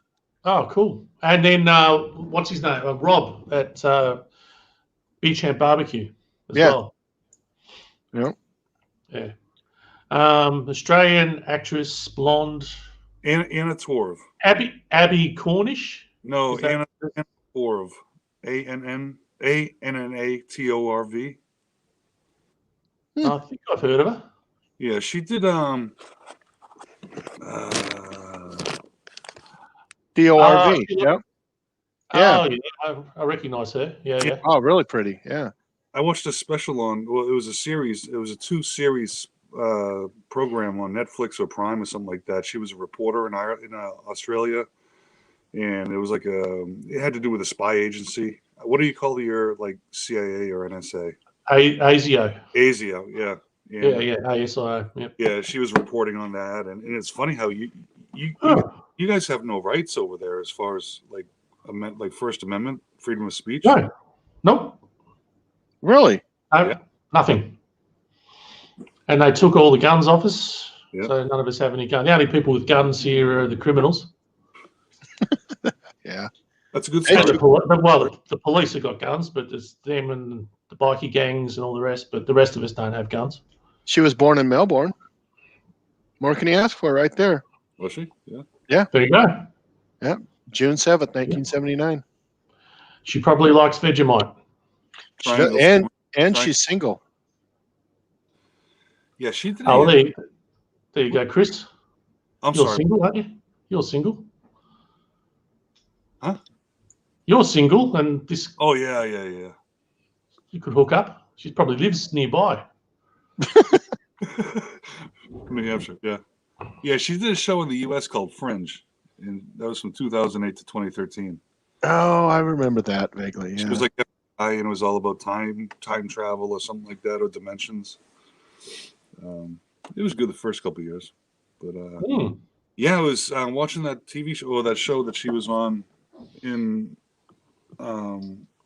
Australia. That program. It's like, yeah, they jailed her, and of course it's fictional, but they jailed her for saying certain things against ASIO, and you guys have no rights over there. I didn't know that. Nope. You don't have like a constitution or anything like that, or? Well, yeah, but it's we've got lots of problems here, lots of problems. But it's, don't even get me started because that's just a whole rabbit warren full of political stuff that probably shouldn't get into. Sorry. He might get busted. No, it's not a bad thing. It's just that I know once I get started, I can't stop. Yeah. No, I just pretty fired up about it all. I didn't want to. It is a big deal, though, the freedom of speech thing. Yeah. It was called Secret City. Is that TV show? Oh, okay. It sounds familiar. Yeah, it was 2 seasons. It was really good. And it was to do with ASIO. Yeah, she was a reporter, and she had and it dealt with ASIO. Yeah. Mm. Interesting. Yeah. Constitution ratified 6 July 1900. You guys are the Queen is your head of government or head of state. Yeah. We're in the Commonwealth like Canada. Okay, interesting. There's been a big movement here for a long time to sever ties and become a republic like the US, but it hasn't happened. So, I'm starting to think it's a better. I never used to think it was a good idea, but these days I think we need to have a change because our system of government here it doesn't work really. It's broken. But that's my opinion. There's plenty of people who love it. So let's not get Patrick in trouble. Sorry. What's up, Hobie? No, it's nothing to do with that, but it's just politics is politics, isn't it? Yeah. Look at that, Hobby. He's all it's Paddy Joe. Let me tell you about Hobby. He's another guy that I've seen him on so many lives, and I'm aware of him, and it's taken me this long. And the other day, I visited his channel. I'd never been there before, but I've got to go to Hobby's channel. And it was great. So doing this sort of thing's been fantastic for meeting people, you know. Definitely. The first time anybody ever did a video based upon a video I did was the Hobby. About a Did he? What did he do? About a year and a half ago, and I'm trying to remember what it was. I thought it was just so cool. Was that the one when he was working out in the gym? Yeah, that's the one. Okay, yeah. Oh, I've got to see that. Yeah, he was drinking the 12-ounce curl. That's right. Making fun of the bodybuilders coming out and then hopping on my car and driving away. Yep, that was the one. I've got to see that. I'll definitely make sure I watch that. I don't remember what it was. It was about a year and a half ago, and I thought, how cool is that? Yeah. Yes, it's very hard to imagine someone impersonating you, cousin. No. It was just inspired. Like Dave did one. Yeah, it was inspired by something I did. Although I think he called me Donnie in it. Well, can you think of anyone who's ever actually impersonated you by chance? Who would want to? Seriously. Oh, Jared's online. I thought I saw someone in one of your videos doing that lately. You beat me to it. GFY. GFY. That's funny. The wife's have you seen the Blowski and Bernie Sanders meme?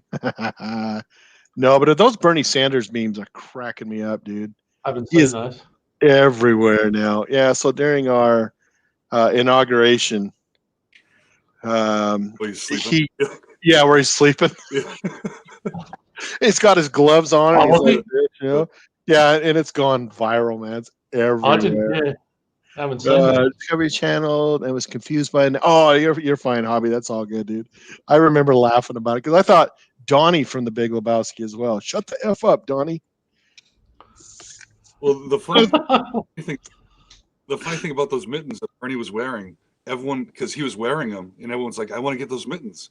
And as it turned out, the girl that made those, she couldn't afford to keep her company open because of taxation, so she had to shut her company down, so no one can get those mittens anymore. And I think she was out of her mouth. No. Yeah. Oh no. Mike, did you see Let's do that. Larry David's version of Bernie Sanders? That'd be funny. No. I'm laughing already. I'll send you the video. He did a Saturday Night Live skit where he was playing Bernie Sanders, and so it was Bernie Sanders, but Bernie Sanders was acting like Larry from Curb Your Enthusiasm. Okay.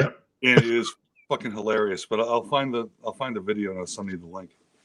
Gene says there's a Lebowski and Bernie. Have you seen the Lebowski and Bernie Sanders meme? Oh my gosh, they're all over. I like what Hobby says here, though. Rumor has it Jeff Bridges just making a movie impersonating Mike. Yeah, right. Best laugh tonight. Then Chris, there's the other rumor that you are Jeff Bridges. Yes, that is a legitimate rumor. Minus, poor guy. I feel bad for him. He's such, with cancer. Great actor, man. I can tell from some of your stuff lately that you've got that acting ability. So, yeah, whatever. Yeah. Well, that's what okay. Here we go. Yeah. The link right now. Okay. I still have your Indian food. Oh yeah. Recipe, and I'm actually thinking about doing that here when it warms up. I was looking at it again the other day. It's not too difficult. It looks very good. Yeah. Yeah. How's that curry you did? You did a curry. Is that a curry you did? No, Chris had sent me when we had Harita on the show. Yeah. He sent me okay, here we go. YouTube video. It's like a butter chicken, and then I made like. Oh right. Yeah. Yeah, but you did a curry video though, Chris, didn't you? Didn't you do a curry on your channel? I thought you did a curry. No, I've never. No. I'm thinking of something else. Yeah. Maybe that was my deep fried double cheeseburger you were thinking of. Oh no, not that one. I'll never forget. Burn your enthusiasm. Bernie 2016. Yeah, you'll have to watch that after the show because it's I will. a few minutes, but it's fucking hilarious. Yeah. Oh God, good old Bernie. I want to see the Lebowski one in Bernie. I got to look this up now. Yeah. Yeah, that sounds hilarious.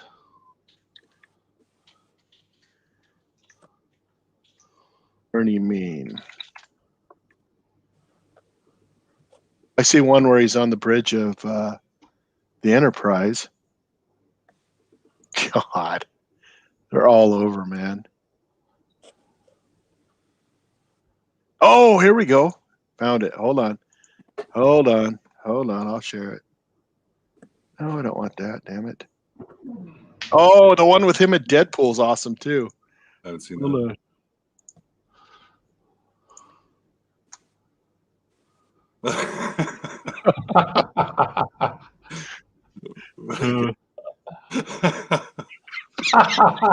I love the one with Trump there.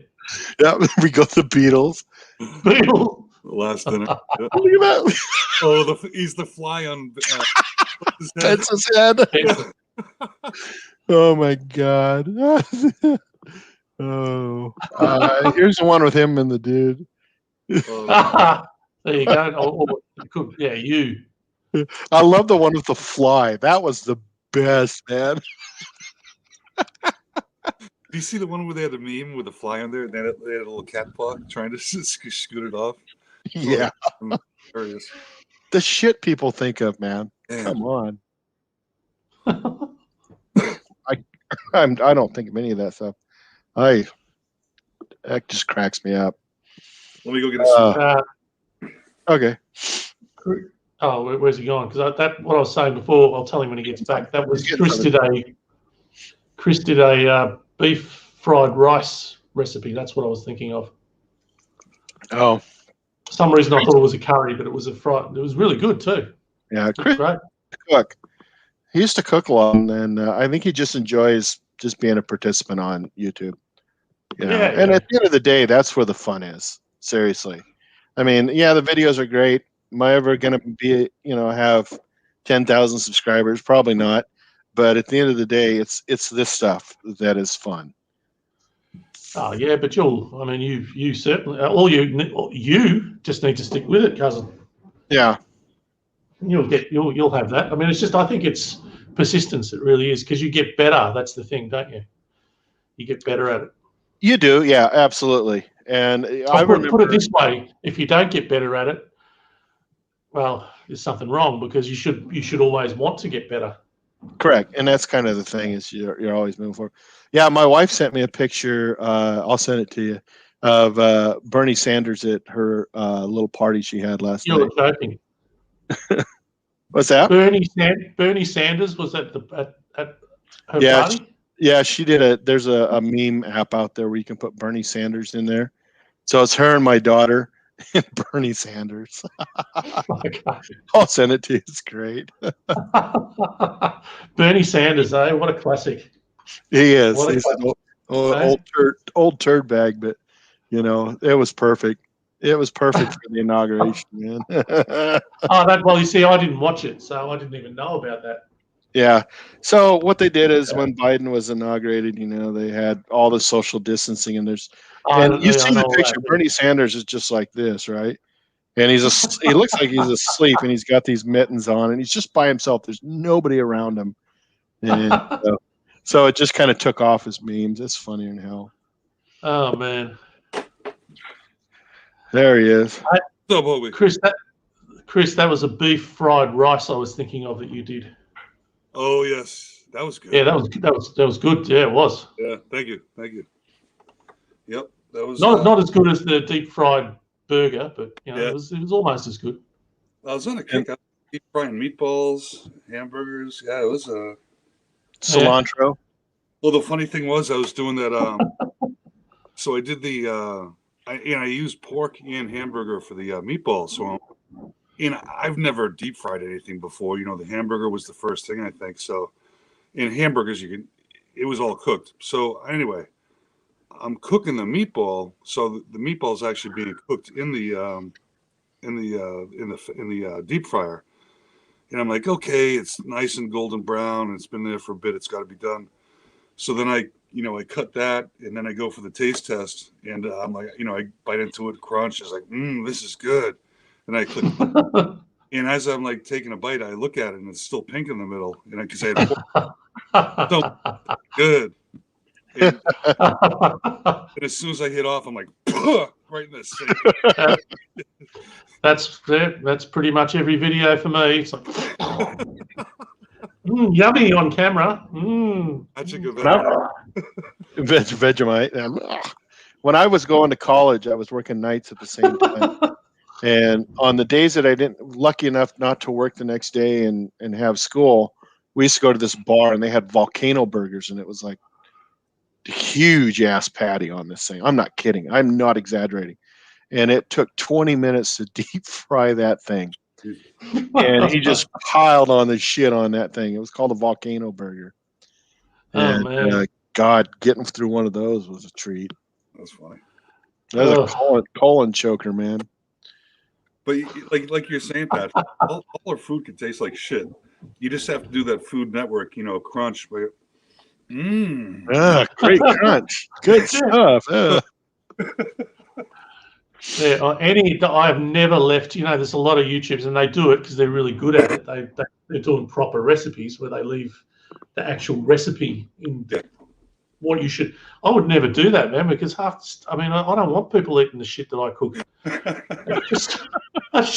I purposely don't show them the amounts or anything because I don't. And no one's ever asked. Funny about that. Oh, have you got a recipe for that crap? But I would never leave a recipe because there isn't one to start with, and it's eat it at your own peril. And then they sue you. Yeah, they could sue you if you put all the shit in there. It's like, I don't want to be sued. Yeah. So, in Australia. I tell you what, I'd love to be sued. That would mean I'd be famous then. You've made it. I've made it, man. Someone's got food poisoning. Man, we use a pound and a half of wallaby, 3 sprigs of cilantro. Marcel is hopping on. Marcel. What's up? Come on. Oh, hey, there she is. The party has just begun. Hi. Yeah. Marcel, how are you tonight? I'm good. Oh, hold on. Let me close up my window. I was like, what's all that echoing? Oh, it's me. Yes. I'm good. Thanks for letting me hop on. Yeah, well, thanks for showing up. I'm hiding from my children.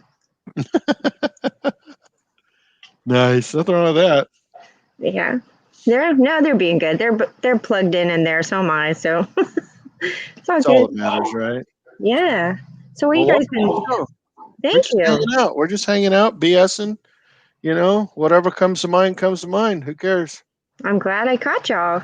Yeah. Yeah. But it is time for my union mandated break. Oh. Yeah, I'm a union man. Intermission time. I'm going to have to talk to your delegate, man. I'm going to have to talk to your delegate. Talk amongst yourselves. I'll be back. Okay. Might have a White Russian with me. You never know. There you go. Yeah, that's fine. We're completely fine here, cuz. Just you go and do what you have to do. I do. All right, I'll be right back. Fine, man. Yeah. So, Marcel, what's the latest? What have you got going on? Gosh, just every day, same old kids, school, clean, kids, videos. Not necessarily in that order. I hear that. Yep. What about you? It's much the same. It's 100 degrees here today. It's horrible. I hate the heat. Lots of humidity? No, not so much today, but probably tomorrow because it's going to be about 110 tomorrow. Yeah. Ugh. That sounds about like our summer here. It'd be okay if I was one of those people that liked it. I just can't. I hate the hot weather. Yeah. The only thing it's good for. So, asking, what's the best and the worst thing you've ever cooked, Patrick? What's that, man? Hobie wants to know what's the best and the worst thing you've ever cooked. That's the best thing I've ever cooked and the worst thing I've ever cooked. Yeah, that's a really. I'll have to think about that one because everything that club style chicken sandwich you posted looked real good. With with the Cajun spice and stuff. the panko looked good. That was good. Oh, that one. Yeah, that was good. Yeah, I like that one. Yeah, well, that's the answer to that one. That was a good one. And the worst one was probably my first video. Oh, but it was just because it was so terrible a video. It was shocking, horrible. Well, actually, the good thing about it is that you can't even see what I'm doing because there's no lighting. It's just this darkness. So that was a good thing because it was whatever I was doing was awful. So it still is, except I've learned to put lights on. The magic of video, right? Yeah, right. Yeah. What about you, Marcel? What about you? The best and the worst thing I've ever cooked? The worst thing, I've had some pretty epic fails when it comes to baking things. I'm trying to think specifically. I had one soup that I tried to cook and I accidentally put sugar in it. That was pretty epically awful. Fun things like that where you have to like chunk a whole pot of something. It's pretty awful. I don't know. Best thing, I like casseroles. I have like country style cooking. I like just the easy casseroles. Those are probably my favorite things to cook. Yep. One pot dishes I love. Yep, I love that too. One skillet, one pot. Love it if you can pull that off. Yep. That's cool. When I first started cooking, oh no, go ahead, Patrick. No, I was just going to say now it's Chris's turn to answer that question. Yes, Chris. Oh. So I think the worst thing I ever cooked was like once I got like a 8-pound prime rib and I cooked it on the grill, for hours, and it came out fantastic. That wasn't the best thing I cooked. It came out good for someone doing it the first time. So it was so good that we said we're going to do another one for Christmas. So I had like a 6-pound roast beef. And I must have got something wrong with the smoke because it had a rancid smoke flavor for it. So it was like 6 pounds of horrible flavored friggin' smoke. It smelled like a fire condom factory or something like that. The smoke, it was just brutal. Not that I know what that smells like, but I think some of the best things I cooked, I've done the fish and chips in the deep fryer. That was really good. And I did a $70 steak on the Weber, and that was probably the best thing I ever cooked. It was nice thick cut. It was fantastic. Charred, medium rare in the middle, and it was perfect. Nice. Yeah. You get that nice smoky flavor. No smoke on the steak, but yeah, it was just I've kind of gone away from smoking, and I just use the the briquettes. Yeah. And over time, and I do it like a flash. I'll get it up to like 600 degrees. And use the vortex on the Weber, and I'll just keep flipping it until it's all charred on the outside and medium rare on the inside, and it comes out real good. I bought my first ever Uncle Steve's shakes tonight. Huh. Did you? So yeah, we drove. The kids and I were so bored, and so we drove 15 miles up the road to Buc-ee's, which is like a big gas station / shop. Yep. And we just went and kind of put our mask on and roamed around and just picked up some little things. And I had remembered that Uncle Steve's shake was sold there. So I went and I picked up the Gator shake and the Spicy R. I've never used them before, so I'm really excited to try them. Yeah, they're good. Good profiles. Yeah, he sent me. I won a package off like one of CJ's off the hot seat. There was like a trivia question. I won. He sent me like a 9-pack of shakes. Nice. Oh, that guy is so friggin' generous. It's unbelievable. Yeah, he's got some really good spices to him. Really good flavors. Yeah, he's got his latest ones are smoky sort of. I forget what the name of it is that he's trialing. Oh yeah. Smoky something or other. That looks really good too. They all look good to me. Is it smoke? Is it smoke bomb? Is that what he's making? Yeah, smoke bomb. Yeah. Yeah, it was pretty interesting what they had. They had an entire section for grilling, and they had Uncle Steve's. I think just 3 different varieties of his, and then they had some of the Cosmos Q. I should have taken a picture of the whole display. We'll go back and maybe I'll do a video. But they had, just so much. And I've seen some barbecue channels featuring the Cosmos Q, and they've got a cherry habanero barbecue sauce, which they had at Buc-ee's, but I didn't buy it. But I'll try that next.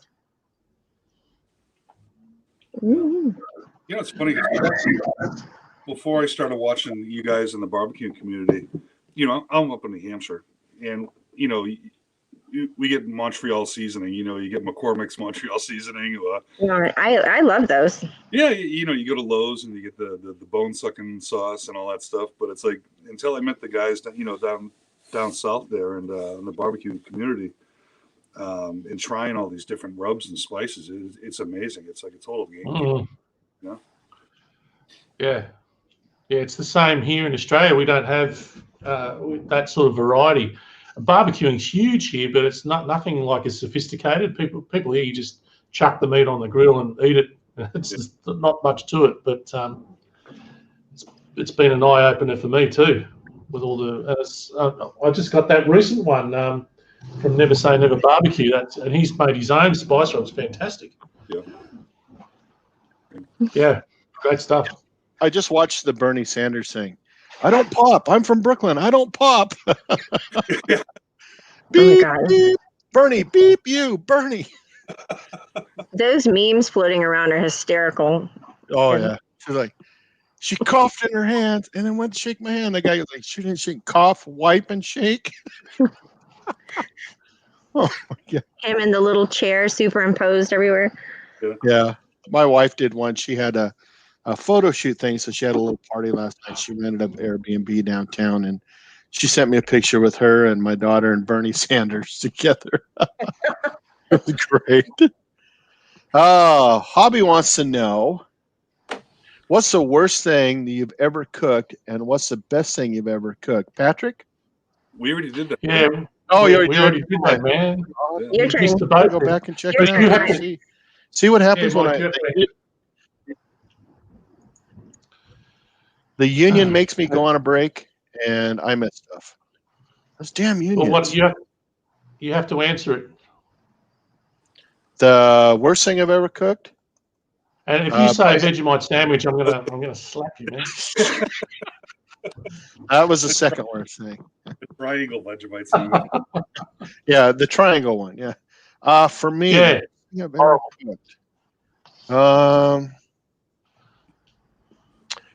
I did, and it never made it to video. I tried to do armadillo eggs, and it came out nasty.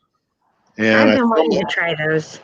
I filmed it, and I actually have it somewhere on my laptop as a video that never happened. The best thing I ever cooked it's probably been, like a brisket or a pork shoulder. Hands up. Briskets are not forgiving, and you got to watch them like a hawk. Pork shoulder is very forgiving, and you can just wrap it and throw it on. But they're so versatile. You can. I love coleslaw, certain kinds of coleslaw, and you make a brisket sandwich out of it, or not a brisket, but a pork sandwich. Oh my gosh, yeah. Is an armadillo egg like a Scotch egg, or? It's similar, yeah, very similar in nature, without the egg inside of it. And that's another one too. I made Scotch eggs recently, and I don't like runny yolk, but I got a lot of flack for people saying, it's not runny. Well, I say in the beginning of the video that it's for some people and some people it's not. Hello. You got to do it your way, Yeah. Yeah, I unsubscribed because of that. I know you did. Yeah. But then when I started Vegemite, you resubscribed. So. Yeah, I have. Yeah. Man, you reeled him in. Exactly. All I'd do is dangle a little Vegemite in front of him. Man, he'd come Yep. You know me too well. Yeah, exactly. And Uncle Steve Shake, it's the bomb. I just posted on my Instagram before we went live. I took some chicken tenders and wrapped it with bacon and just put some Uncle Steve's chicken powder over it, competition chicken powder. Good Lord, they were good. And then I made my own dipping sauce, which just was a little bit of Charlie juice, pickles. I knew that would get Chris right there. That's just got us all, man. And creamy horseradish, mayo, and ketchup. Just kind of whisk it up, and it came out great. Even the missus ate it. So that's usually that's usually when Mrs. Dude eats it. That's usually a good indication. Wow. It tasted pretty good.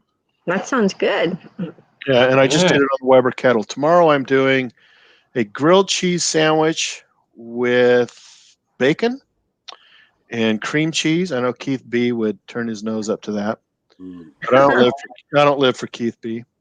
I like Keith B though. Bettig. Yeah. I like him though. He's a great guy. And I'm going to do it on the Weber kettle if the weather's permitting.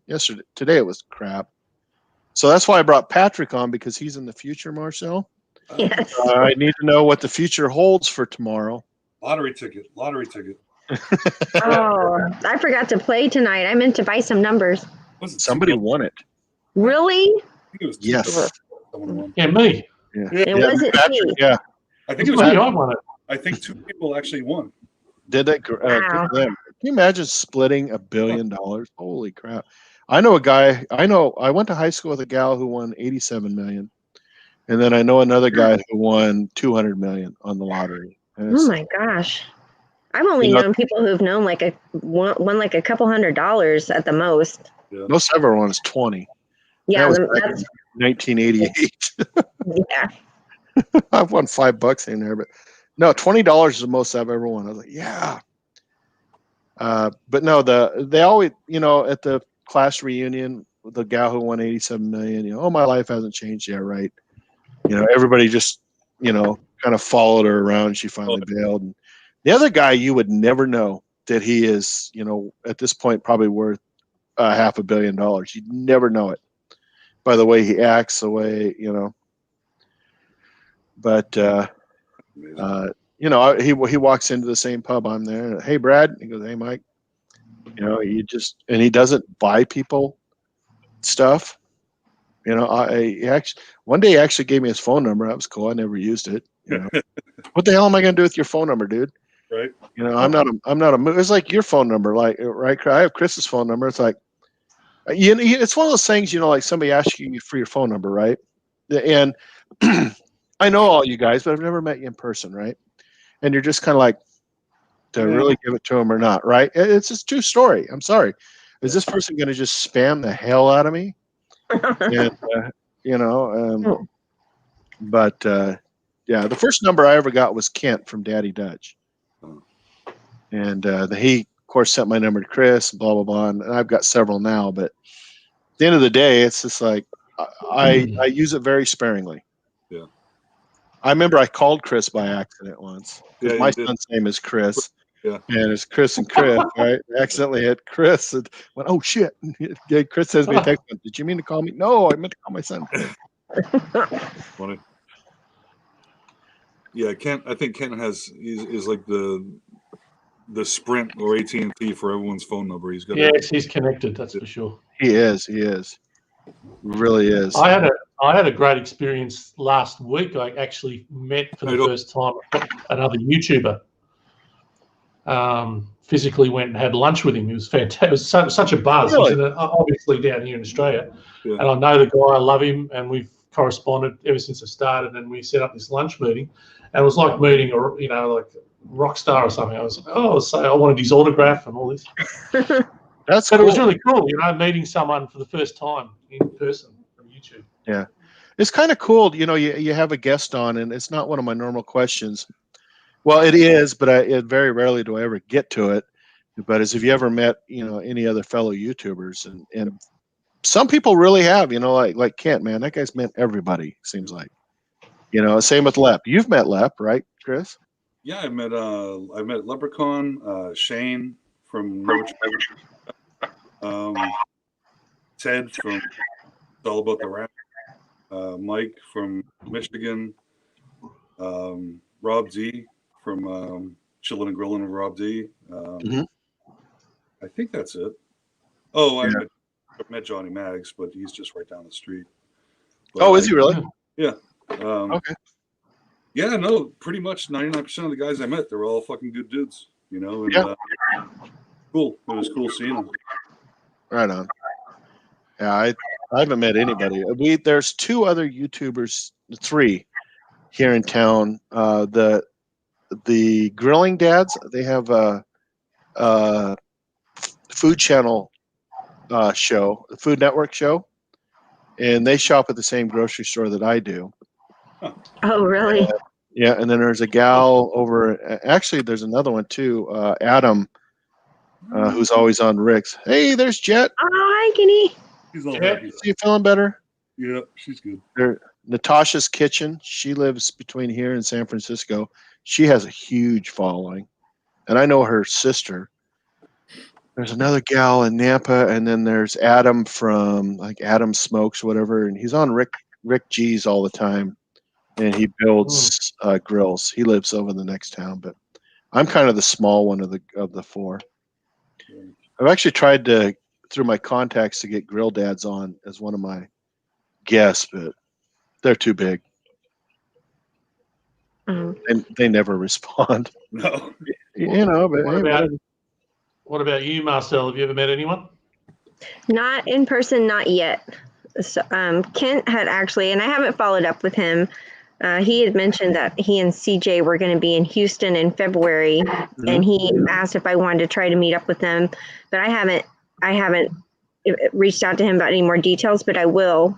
And then Mama Z from Mama Z's Kitchen. We had talked about trying to get together sometime, maybe this summer. Right on.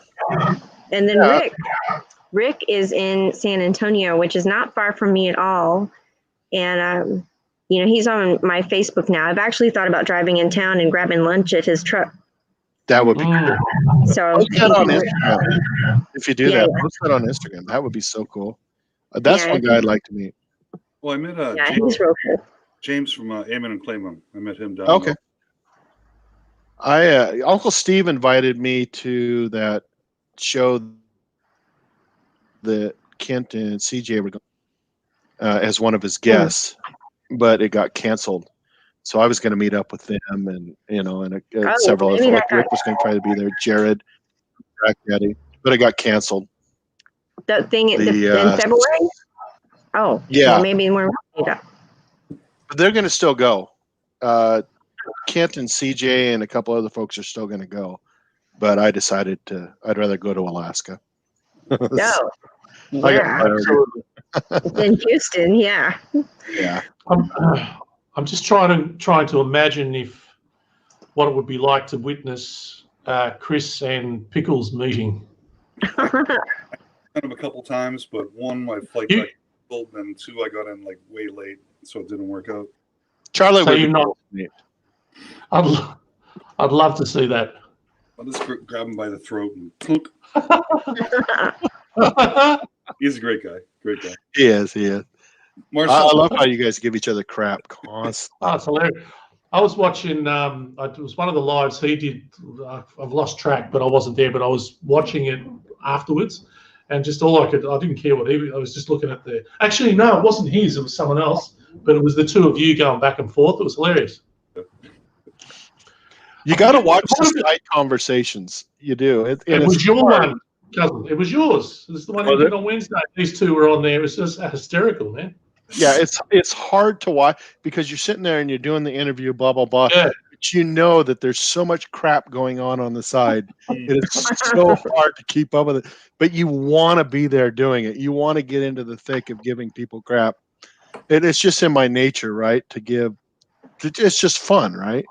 It's like when as I was telling Chris not so long ago, when Harita was on, her husband was on the side chat, And Chris was giving somebody crap, and he actually kind of thought that he was giving me crap. Actually, Chris was giving me crap, and Ankit thought that Chris was, one of those spammers or whatever on the side. And I had to talk to him the next day. I go, no. This is normal. I expect this because Chris knows he's going to get the business back. That's just the way it is. That's what we do. Oh God, okay. I didn't realize that. Yeah. It's okay. Marcel, you broke up, Chris. I'm sorry, Marcel. How far are you from Austin? Austin, I'm about 45 minutes. Have you been? So James took me to it's a barbecue place down there with a girl's name down in Austin. It's fantastic. It's probably some of the best I've had in my life. So let me know the name. I don't spend much time in Austin, though. I kind of avoid Austin like the plague because the traffic is horrendous. Was it Valentina's? Does that sound right? Valentina's? Truthfully, I don't know. I'm sorry. I'm disappointing. I don't know. Yeah, that sounds good, Chris. That's what it is. Yeah, it sounds good. It's a great barbecue joint name. What are you drinking, Chris? Tea. Oh. Tea. Thai food tea. Oh, tea. Amazing. I never thought I'd see this. I know, right? Unbelievable. This is a historic moment. I'm saying. I should break out my unicorn next. Please do. There's Valentina's Tex-Mex barbecue in Austin. Yeah, there you go. Yeah. That's one of the things I'd love if I come back over there, because I used to live over there, but I never went. Just the whole barbecue thing. I probably wouldn't survive. You'd find me in a ditch somewhere covered in barbecue sauce. Your pores would be seeping with fat. Yeah. Oh, yeah. But what a way to go, man. That would be the way. Well, speaking of heat, Hi, Adam. It was so funny. Yeah, Adam. He's the other one here in town. Adam. My phone shut down like 3 times when I was down there in Austin. It was so friggin' hot. It was unbelievable. Yeah, it's insane. Were you like down here in around August? Probably, July. Yeah, August is hell. It's really hot and humid. It's like 100% humidity and 115 degrees. Yeah. So for me, that's the humidity kills me. If it's a dry heat, it's sort of almost bearable. But when the humidity, you just No, it's seriously, when you open the door, it's like you're walking into an oven. Yeah. Wow. Like the backdraft hits you, and you're like, oh. Yeah, literally working in a kitchen. Yeah. Yeah. Yeah. Come the end of August, September here, we're praying for fall to hit. Like, it's miserable. Yeah. Oh wow. But a really good barbecue joint to try in the San Antonio area, if you ever come down, you should try it. Texas Pride Barbecue. It's kind of famous. It's like been featured on Food Network and stuff, but it's really, really good. We love going there. Texas Pride Barbecue. There it is. Yeah. Oh, right on. Looks like an old gas station. It's a huge complex. It's probably even hard to make it out from pictures, but they've got a huge dance floor. They have bands that get featured there. They have a huge little play area outside for kids. I mean, of course, it's all different now. I don't know what you can and can't do right now, but it's a huge complex. There's like people running. Weddings there? Mm-hmm. Yeah, it's huge. Yeah. Right on. That looks actually really cool. Yeah, we love to go there and listen to music and have some drinks, and the kids could go play, but we don't know now. Oh, they got like a fun land outside, yeah, I'm just looking at pictures right now. It looks cool. How about you, Patrick? You got any barbecue joints there? Yeah. You got barbecue? It's starting to catch on here, but it's only sort of in the past few years it's become popular. And when I say that, it's the American style, barbecue places. Because here before that, you'd have your sort of Brazilian style barbecue. Oh yeah. Oh yeah. Korean barbecue, Asian barbecue. Yeah. But not so much American, but it's catching on here big time now. There's a few places that have opened that all they do is smoked meats. incredible stuff. But see, I'm envisioning Paddy Joe's barbecue. I'd love to do that, man. I can't. I've got no garden. I can't. I'd burn the bloody building down. I'd even come down and help for the grand opening of that one. Paddy Joe's barbecue. You never know. That'd be cool. Paddy Joe's Australian barbecue. Yeah. Yeah. You might be onto something. It's got a ring to it. It's got a ring. It does. That kind of does, actually. Wallaby roast. Mm. You know, you do is hook up with Uncle Steve and get some kangaroo shake. There you go. Ah. If it jumps it, or if it hops it, I don't know, whatever. You know, if it fries if it hops it. Any of that stuff would be great on any of our local, like even kangaroo would probably make kangaroo taste good. That stuff. So, what are the two things Australians never do? Drink Foster's and go to Outback Steakhouse? Yes. Yeah, they don't. Most Australians, especially anyone, let's say you're under the age of 30, I don't even think if you asked them, they wouldn't even know what Foster's is. Oh, really? Oh, really? What? And Outback Steakhouse is, that's America. That's nothing to, we've never had that here. Oh, really? You don't have bloomin' onions there? No. That's the only thing good there, by the way, I think. Well, that's an American thing as well. That bloomin' onions is, no. We never heard of that till Outback Steakhouse. Never. Yeah. No, they made it up. That's not a thing here. It's never been a thing here. No. Really? No. What was the commercial years ago? Foster's. It's Australian for beer. Yeah. Yeah, no. It was the worst beer of all time. It was horrible. Yeah. Oh. It was. They used to get the oil cans. They were monsters. They're like this big and that. You get them on the beach. They're like $2-3, but it was worth it. Yeah. Because what they did, it all tastes the same, anyways, right? Who cares? It was okay when it first came out here, but it was brewed locally, and then they sold it, and it's brewed. I don't know anywhere but here now. I don't know who. I think it might even be who owns Budweiser. Is it Anheuser-Busch or one of them? Anheuser-Busch. Yeah. It's one of them that owns Foster's now, and they just pump it out, and it's swill, man. It's like I wouldn't. Ugh. What are the names are like some of the most typical common beer? Okay. VB. Victoria Bitter, mate. All right. That's the one. It used to be called VD, but they changed the name. It's all no, it is still VB. Everyone calls it VB. Not VD, VB. So, like, if you went to somebody's party or backyard barbecue, Foster's Lager has lager. Yeah. So that would be what's probably in the cooler. What you just had, Patrick? Oh, maybe myself. A lot of people here now drink. There's a lot of micro breweries now and fancy. This is sort of like, you know, your working class everyday beer, but I like it. Yeah, that'd be like probably like Bud Light, Miller Lite here, right? Yeah. GD right there. Yeah, that's popular here too. The MGD. The MGD. That's an Australian right there. Yeah, exactly. True Australian. Yeah. No, it's a lot. Most people now, especially the young kids and stuff, they're all drinking their boutique. You know, if you pay 4 times the price, then it tastes exactly the same. You know, same here. Prices, yeah. For like a 4-pack. It's all good stuff, but yeah. Yeah, you got to go to breweries, microbrews are everywhere. Yeah. See, every corner you turn, it seems like there's another microbrewer, and it's like they all taste the same. I can't. Speaking of Foster's, 25 years ago or more, maybe even nearly 30 years ago, I went to Scotland because that's where my family is. And the first pub I walked into, they had Foster's on tap, and that was 30 years ago. And I thought, what the? And they were all drinking it. I'm like, what are you drinking that crap for?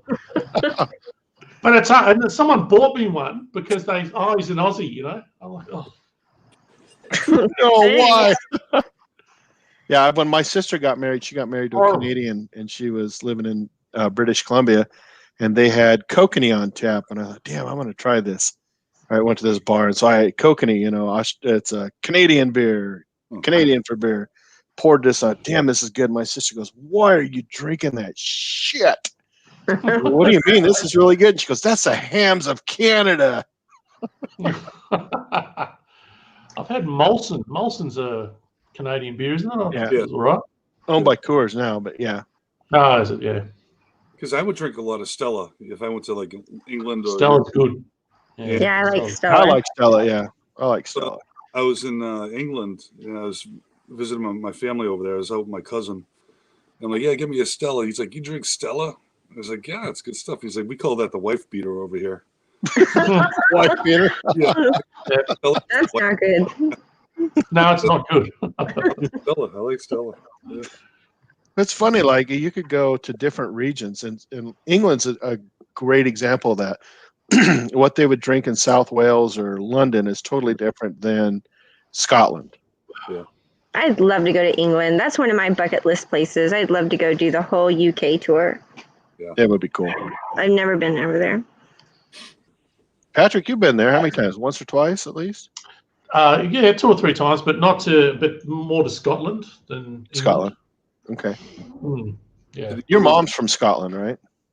Oh, you know it, cousin. My parents were Scottish, and came out on the boat. My mum emigrated when she was 16 years old. Came out on the boat by herself. What is remember that SNL skit? He's Phil McCracken, Scottish therapist. If he can't help you, he'll get you pissed drunk. Now that's one. Hey, listen to me. That's one thing I've had. I bet you none of you have. I've actually eaten haggis. Oh, I've had haggis before. Robbie Burns Society is Robbie Burns, big, yeah, and they would have actual real haggis. I tried it, and it wasn't bad. I mean, it wasn't like my favorite, but it wasn't bad. It's just intestines, and they just stuff it in a. It's like a stuffing almost. It is, yeah. Yeah. Okay. Well, not my favorite. Scott, Patrick, when you were in Scotland, did you go to Edinburgh?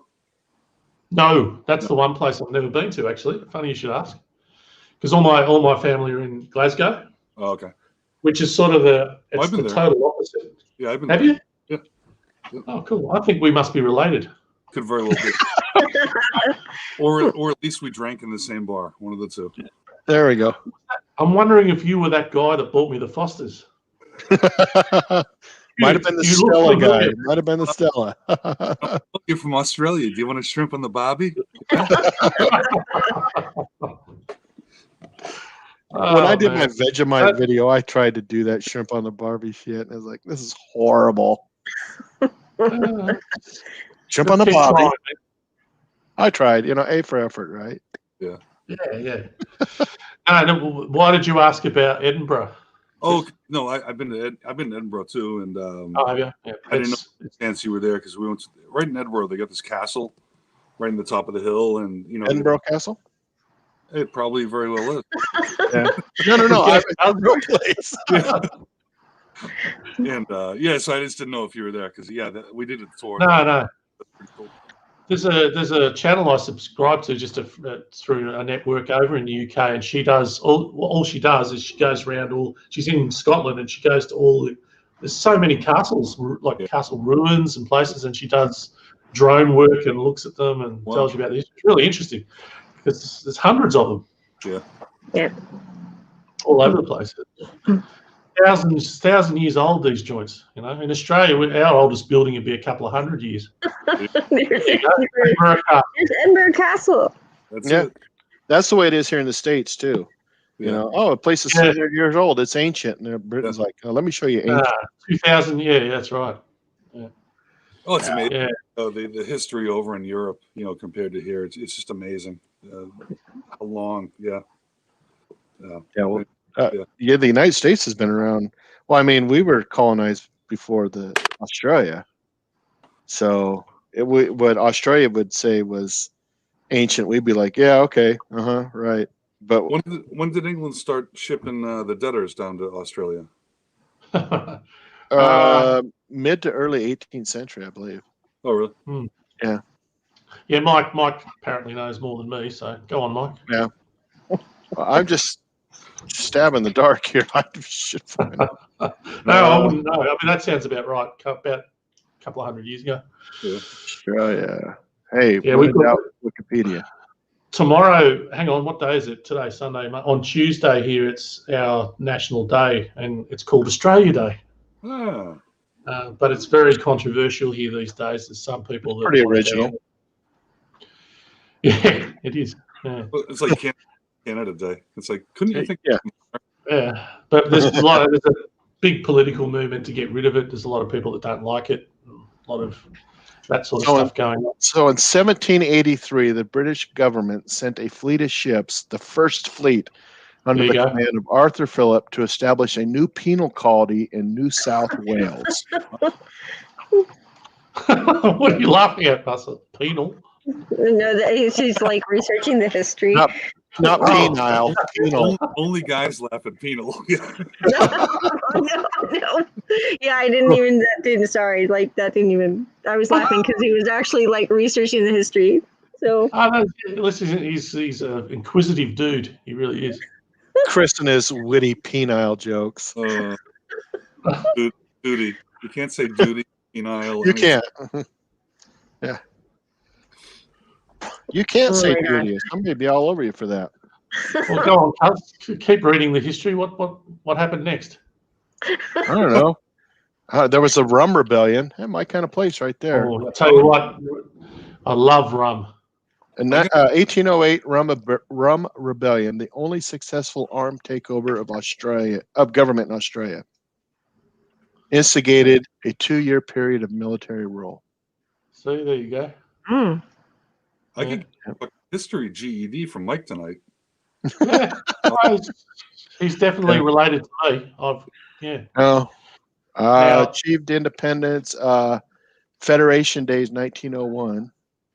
Or it was in 1901. January 1st, 1901, Federation of the Colonies was achieved after a decade of planning. After the 1907 Imperial Conference, Australia and other self-governing British colonies were given the status of dominions. Everybody's asleep here, and I don't blame you. No. See, I giggling because I saw myself in it. I would have looked it up too.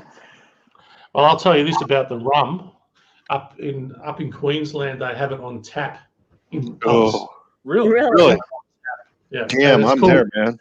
It's called Bundaberg rum. It's like a classic rum here. It's the town it's made in is, guess what? Bundaberg. And, another original name. And they have it in the pubs. You can go up there and they have it on tap, just like pouring a beer. What's up, Grumps? Who's here? My chat's not moving. Oh, hey, Grumpus. Hey, Grumpus. Oh, Grumpus is here, Bill. Marcel, when are you doing another live stream? Yeah. I missed your last one. Sorry, I was crunching on ice. I actually might be doing some cooking lives. I'm in the last little push to hopefully get my ads sometime in the next month, and I'm going to be trying to do some cooking lives. I'm not sure if I'm going to bring back the late night snack or mix some of those in, but I think I'm going to be popping on and doing like some mid-morning scratch baking. There you go. And I think I'm going to hop on next week and make homemade hamburger buns. And then I think I might hop on again next week and do English muffin bread. And I'm going to be hopping on and those kind of lives, I think. I'm not sure about the late nights anymore. But yeah. I'll hop in and hang out here with y'all. I remember I would go to bed in the morning and I'd wake up and it's like, Marcel did a live stream 3 hours ago. I'm like, jeez.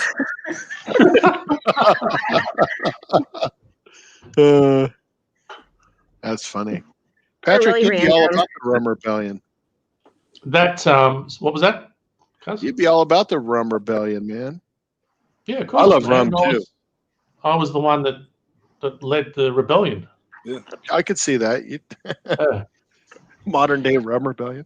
Uh, I would love to be able to go and get rum on tap. That'd be awesome. That's what I'm drinking right now. I have a Captain Morgan's and Diet Coke. Captain Morgan, my second favorite rum. I love it. And do you know what? I discovered that rum in America. You did? He was the first one. I was over there and I was looking for a substitute for Bundy, we call it, Bundaberg rum.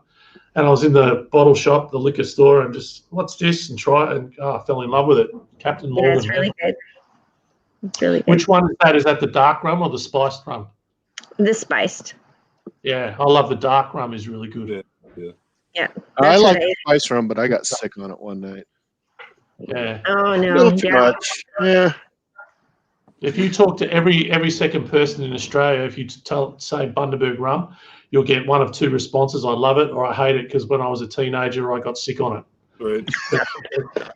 Everyone. Tequila. For 20 years, I couldn't drink tequila, but I love it now. Yeah, that's right. I remember you telling me that. Yeah, I love it. I OD'd on 100 proof Southern Comfort when I was a kid. Oh my gosh. Oh, Southern Comfort. Oh. I woke up and there was Wendy's all over me.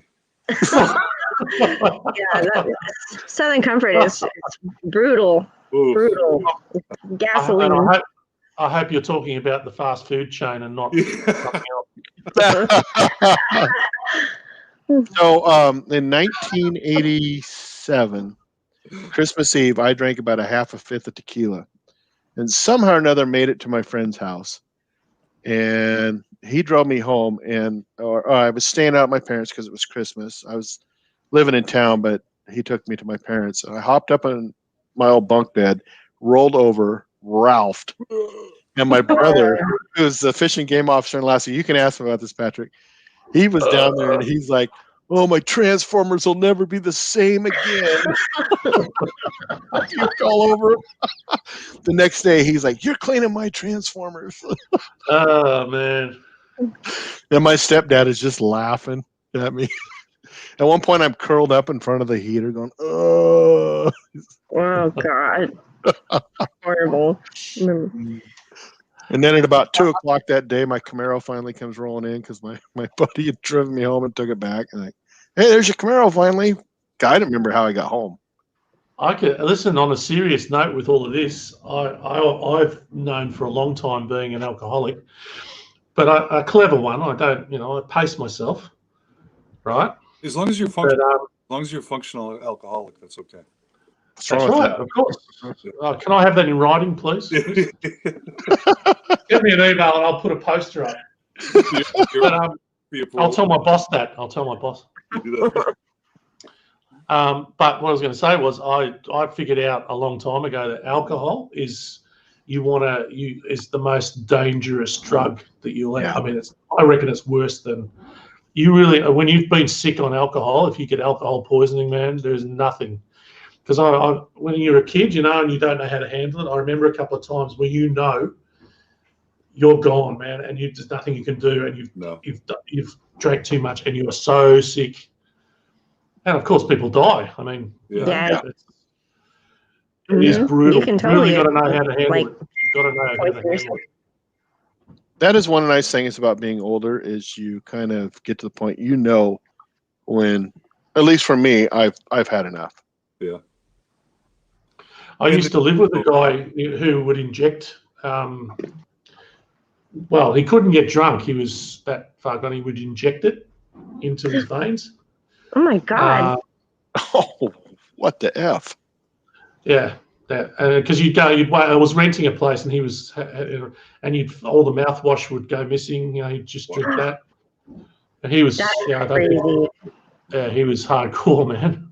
I've never seen that injecting alcohol, because he couldn't get drunk. He couldn't get the buzz. Like he was just past the point where he could get there where he wanted to be. Oh, no, he was a dead man walking. That guy. Wow, that was in America. Wow. Well, we do have some alcoholics here, that's for sure. So We you do. were in Florida, Patrick? No, I was in New Jersey. Oh, Jersey. Okay. But there's a couple of people I'd love to visit. We talked about Florida before. Was Rob? I think Rob. Rob. Barbecue Pit Dog. He's in Florida, isn't he? Him and Duke, yeah. Mike from 305. Yeah. And 999 Things to Cook. Oh, yeah. He's in Florida as well. Yeah. Yeah, there's a lot of people down there. Love to go there. And then we'll go visit up the coast, see Chris. Swing 29 down. hours. Yeah. Yeah, when we get to Texas, we'll visit Marcel, and we're planning a road trip. We'll do it. This is going to take you a month to do this. No, well, I think the unemployed road trip. Well, I think if I'm allowed to drive, we'll get there in half the time. That's true. Because I'll look at the speed, it'll be 60 miles an hour, and I'll think that's kilometers. I won't even understand that. I'll just say, well, that's as fast as the car can go. Yeah. Mm-hmm. You know, and I'll start driving on the other side of the road, and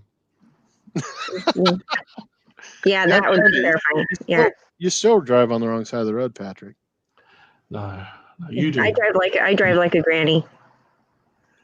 I was thinking about that earlier. I do. If I flew into Melbourne and had to drive to Sydney and had to drive to Melbourne, I would be so lost. You'd be on all the nightly news. You'd be an international incident. Might as well fly directly into Melbourne. Be like O.J. Simpson. Yeah. I'd like to request a white Bronco, please. Except it would be breaking news. Jeff Bridges has landed in. He's supposed to report to the white Bronco on the wrong side of the road. That would be awesome, dude. Too much fun. Hey, you guys had a Eureka rebellion also? I do. I used to live. Yeah. I used to live in Ballarat, which is where that happened, and they have got a big museum there. Okay. Yep. Dang. Know all about that, dude? Ballarat. There it is. What was the Eureka? What was that about? Oh, I've got no idea. Yeah, they didn't like something. It was to do with a union and work rights and all this sort of stuff.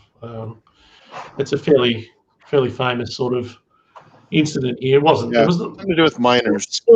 It was small scale. Yeah. Other world events, but over here it was something. Right. Darwin Rebellion. Oh my goodness, you guys are like crazy. Rebellious. Yeah, they are. That was back when we had guns, man. We don't have guns anymore. No one's got guns. Yeah, they definitely took those away from you. Oh yeah. Just takes one idiot, unfortunately. Yeah, that's right. We had that big massacre down in Port Arthur, which is in Tassie, where I want to retire. And the Prime Minister of the day said, we've got to stop these things, and just so they took guns off everyone. Wasn't that, I think I saw at work, they showed us a video. Was there Port Arthur massacre, yeah. What was the dude killed like 50 people. What was the one that happened a couple of years ago, maybe? I think he was a Muslim, and he went to some Catholic churches, maybe, or... In Australia. Was it the other way around in New Zealand? No, that was the other way around. New Zealand. The Christ. Yeah. That was a bad one. Targeted a mosque or something. I think he just went in. And... They saw the whole video. The guy, because he was videoing it. That's right. He put it on Facebook or something originally. We saw the link at work, and it was brutal. Yeah. The guy was brutal. You want to live in Tasmania, dude? Absolutely, man. I want to retire there. Damn, that is like on this little spit. Paradise, man. It's paradise. Is it warm year round there? No. That's why I want to live there. It's cold. It's awesome. So, in fact, if you come here, we'll have to go to Tassie. Got to go to Tasmania. Yeah, definitely. I'm not trying to get political here, but how's the relations between you guys and China? Well, we you're not trying to get political? No. I'm talking about governments. I just like. Well, the relationship is difficult because we are financially dependent on China to exist. If without China, we're really. I didn't know. Yeah. We can't. I mean, everything we depend on China very heavily. I can't buy anything here. Most stuff that we buy is made in China here. Yeah. Because we've lost all our manufacturing. It's too expensive. China can build a car, or not so much cars, but electronic fridges, washing machines. Right. They can sell it to us, and so for a long time, we've been used to buying, really cheap prices for everything. Yeah. And it's because China can make. I mean, to make the same refrigerator here would cost 10 times as much because we have to pay wages, the cost and all of that. But in China, we just import stuff. We've been doing it for a long time. I heard something about steel. Like, do you export steel? Yeah, I think. Well, we do. We've got a big trade steel or the iron ore, or the iron ore for it. Probably both. Yeah, both. And of course, I think we've got the world's largest reserve of uranium too. So really, we export titanium all that also. to other countries. Titanium as well in the sands, and Vegemite. Yeah, Vegemite. Yeah, Vegemite.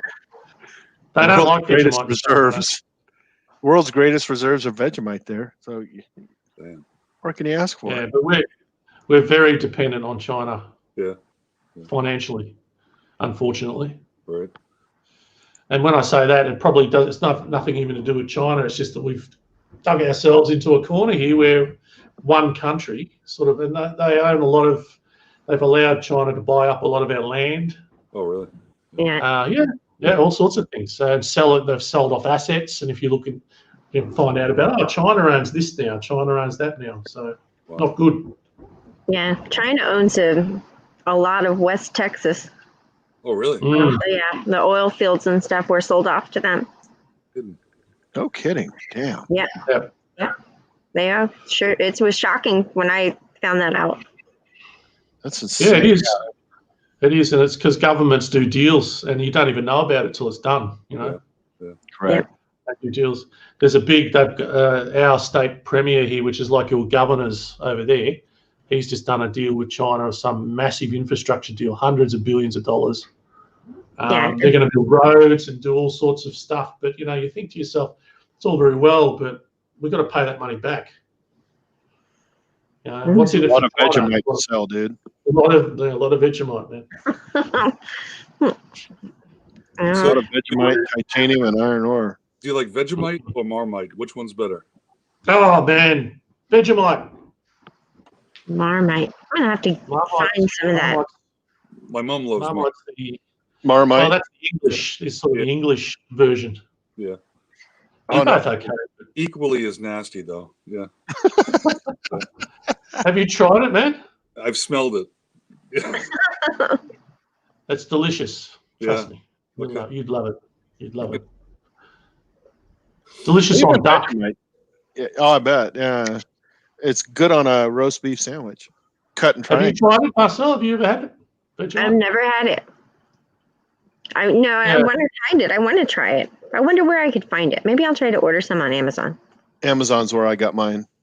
Yeah, or the dude will just send you his. He's got half a jar left. I'll just put some in a plastic bag for you and send it. With a crusty lid.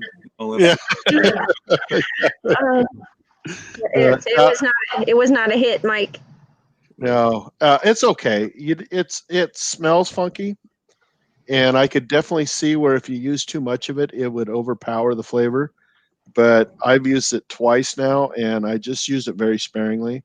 Just use a little bit. And it was fine. It wasn't my favorite, but it was fine. Didn't I see you put Vegemite on a sandwich recently? Yeah, just the other day. Yep. Yeah, I was like, I think I saw that. It was like a short video. Yeah. And it was fine. I mean, it wasn't, like I said, it wasn't my favorite, but it was fine. I did it with a steak, and that actually was really good. Yeah, but would I use it every day? No. Would I dip crackers in it? Probably. You've got a long way to go. You've got a long way to go, my cousin. Would I drink beer with it? Probably. Oh yeah, you got to deal with it. I'll be right back. I'll be right back. All right. Yeah, me too, guys. I'll be right back. Me too. Let's see. Me too. Government mandated break. Mike, don't fire me. All right. All right.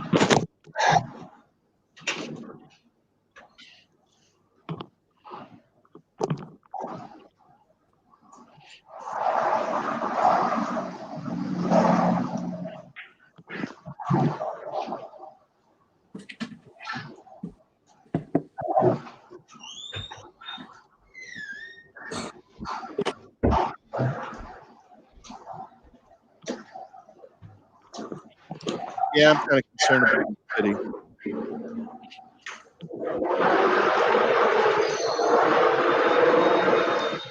What, you got the blender going? I don't know. There, I muted her. Sounds like a horror movie soundtrack. Yeah. Yeah, Vegemite, guys. Excuse me. Made in Melbourne. Oh, did I show? I can't remember if I showed you this, cousin. No.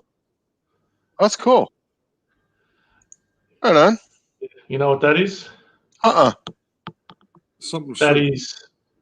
See how that tin is bulging? Yeah.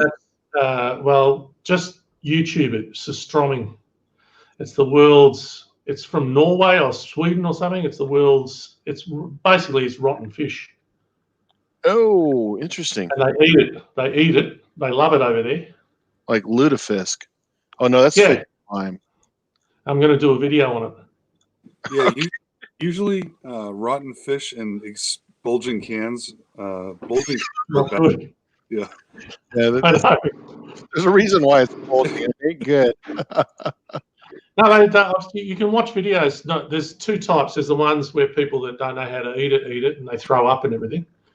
And then there's the ones where the actual people, they know how to eat it, and they open it up in the middle of an airfield or something, with gas masks on, and you try to get the smell out.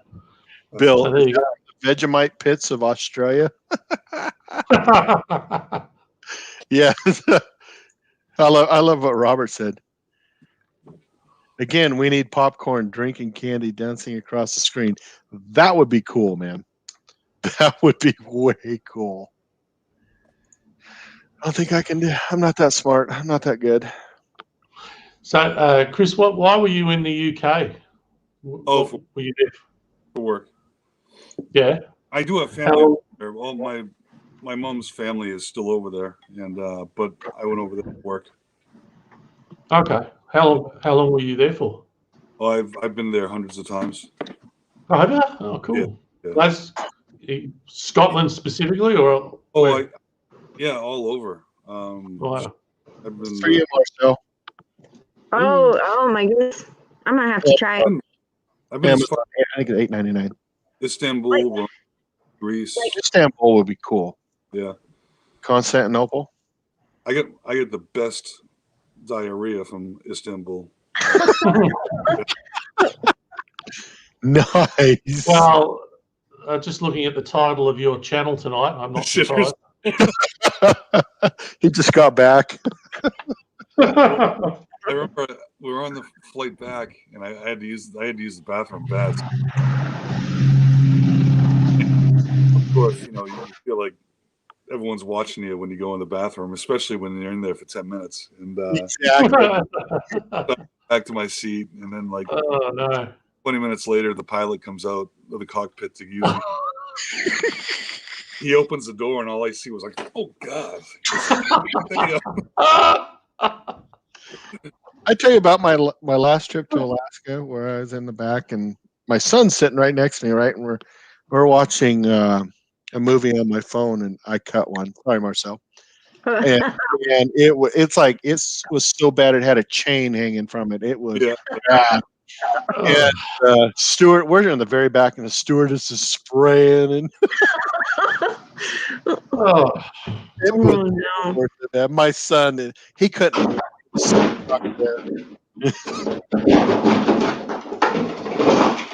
Careful there, Patrick. Sorry, I'm just the esky. I'm just moving the ice around. We had a lesson in Australian tonight, Marcel. A slab is a case of beer, and an esky is a cooler. Huh. So there'll be a test later. Yep. And we had all the rebellion. How did you? What was the word for a case of beer? Slab. What was the word for a case of beer? Slab. Slab. Yeah. Slab. And it's slab. Istanbul shit. I will always remember the name of Istanbul shit from now on. It was beautiful. It was beautiful. The big blue mosque and I think it was the Euphrates River maybe that goes in between it, but it was beautiful, beautiful city. I have a very crazy fascination with the Byzantine Empire. I don't know why. Eastern Roman Empire. And it was the capital when it was Constantinople. Huh. So like the Barbaros is there, the Golden Horn, the Sea of Marmara is there, the Hagia Sophia, the walls. There's several sets of walls, ancient walls there. I mean, the Hippodrome, all that crazy stuff is still there. Well, the Hippodrome's not there, but some of the pieces and parts. Do you remember the claymation back in the day, David and Goliath? The boy and his dog? It was like a Jesus claymation Saturday morning. Sounds familiar. Yeah, there's like all claymation. I just remember Constantinople because I don't know why. I was 7 years old and I remember Constantinople because of some fucking kid show. But yeah, see, those things work just like the old schoolhouse rocks. Yeah, the bill, everybody remembers the bill sitting on the steps. Capitol Hill. Remember conjunction, junction, what? All those. Patrick's like, you crazy Americans, man. What the hell? See, they were like, they don't have that stuff on TV anymore. That's why the kids, it's a total. No one. Yeah, a bill. What's that? Yeah, connect. Yeah. My son tried to tell me that impeachment was being removed from office. I'm like, no. But this does not. The president has been impeached. He has not gone to trial. Yes, he's been formally charged. Yeah, he's been impeached. He's been removed. No. Impeachment means removed. No, it doesn't. It's just like a is that like a peach cobbler or something? What are you talking about? It is when it comes. Yeah, with ice cream. You have it with ice cream. Well, once they find you guilty, they strip you down, they tie you to a pole, and they throw French cobbler at you. And that you've been. It's not like it's like impaled, but it's impeached. Impeached, yeah. They throw peach cobbler at you and cilantro. Yeah. Cilantro. Marcel, do you like cilantro? I do. I do like cilantro. I know Chris he's reeling over there. What about you, Patrick? I'm afraid to say it. Chris here. I don't anymore. Genuinely, I don't want to shitting myself. No shame. It's like these, like you were talking about these craft beers. Uh-oh. They all taste the same, and it's all hops. It's all different amount of hops, and I can't stand hop. I'm not a hoppy person either. No.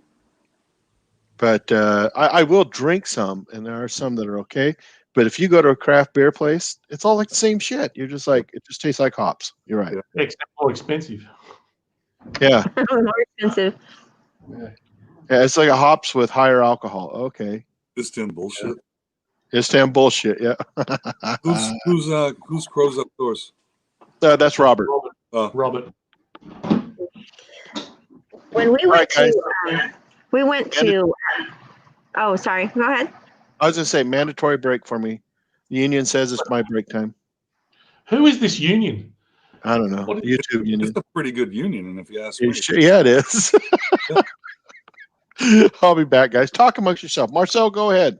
I'm actually going to watch it on my phone. So. Okay. Now, I was just going to say, when we went to Arkansas a couple of years ago, we went to a brewery near the famous bathhouses in Hot Springs, and they had a jalapeno, like a lager, and it was so good. We ended up getting a jug of it to bring home. It was just it was a good light beer, and then it had after you would take a drink of it, you'd get just a little heat from the jalapeno, but you could taste it. It was really good. It's not, Patrick, it's not the same bathhouses that you're used to. That's all right. I figured that one out.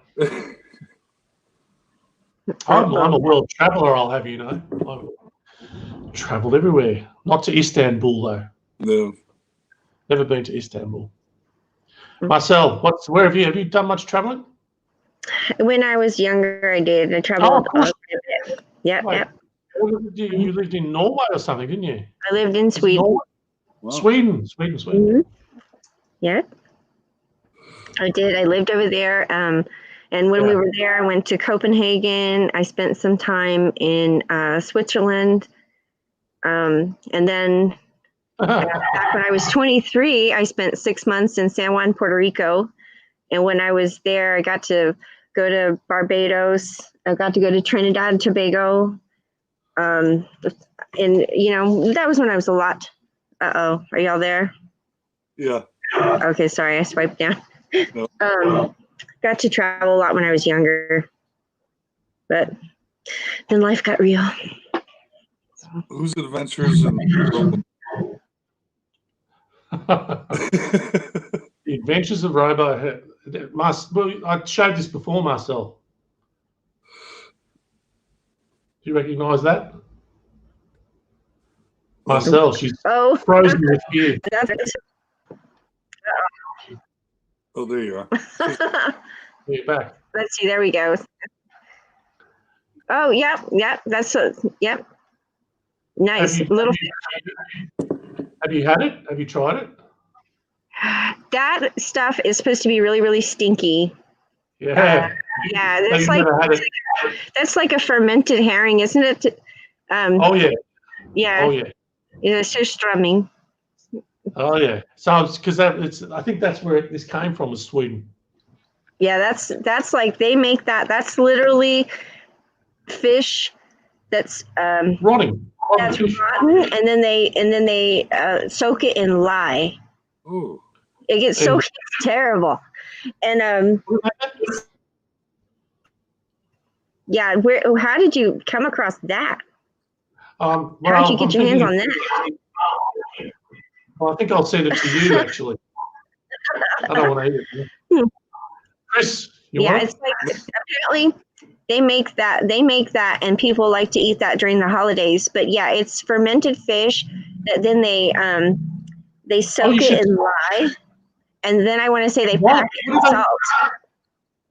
What's that they soak it in? What did you say? Lye, like soap.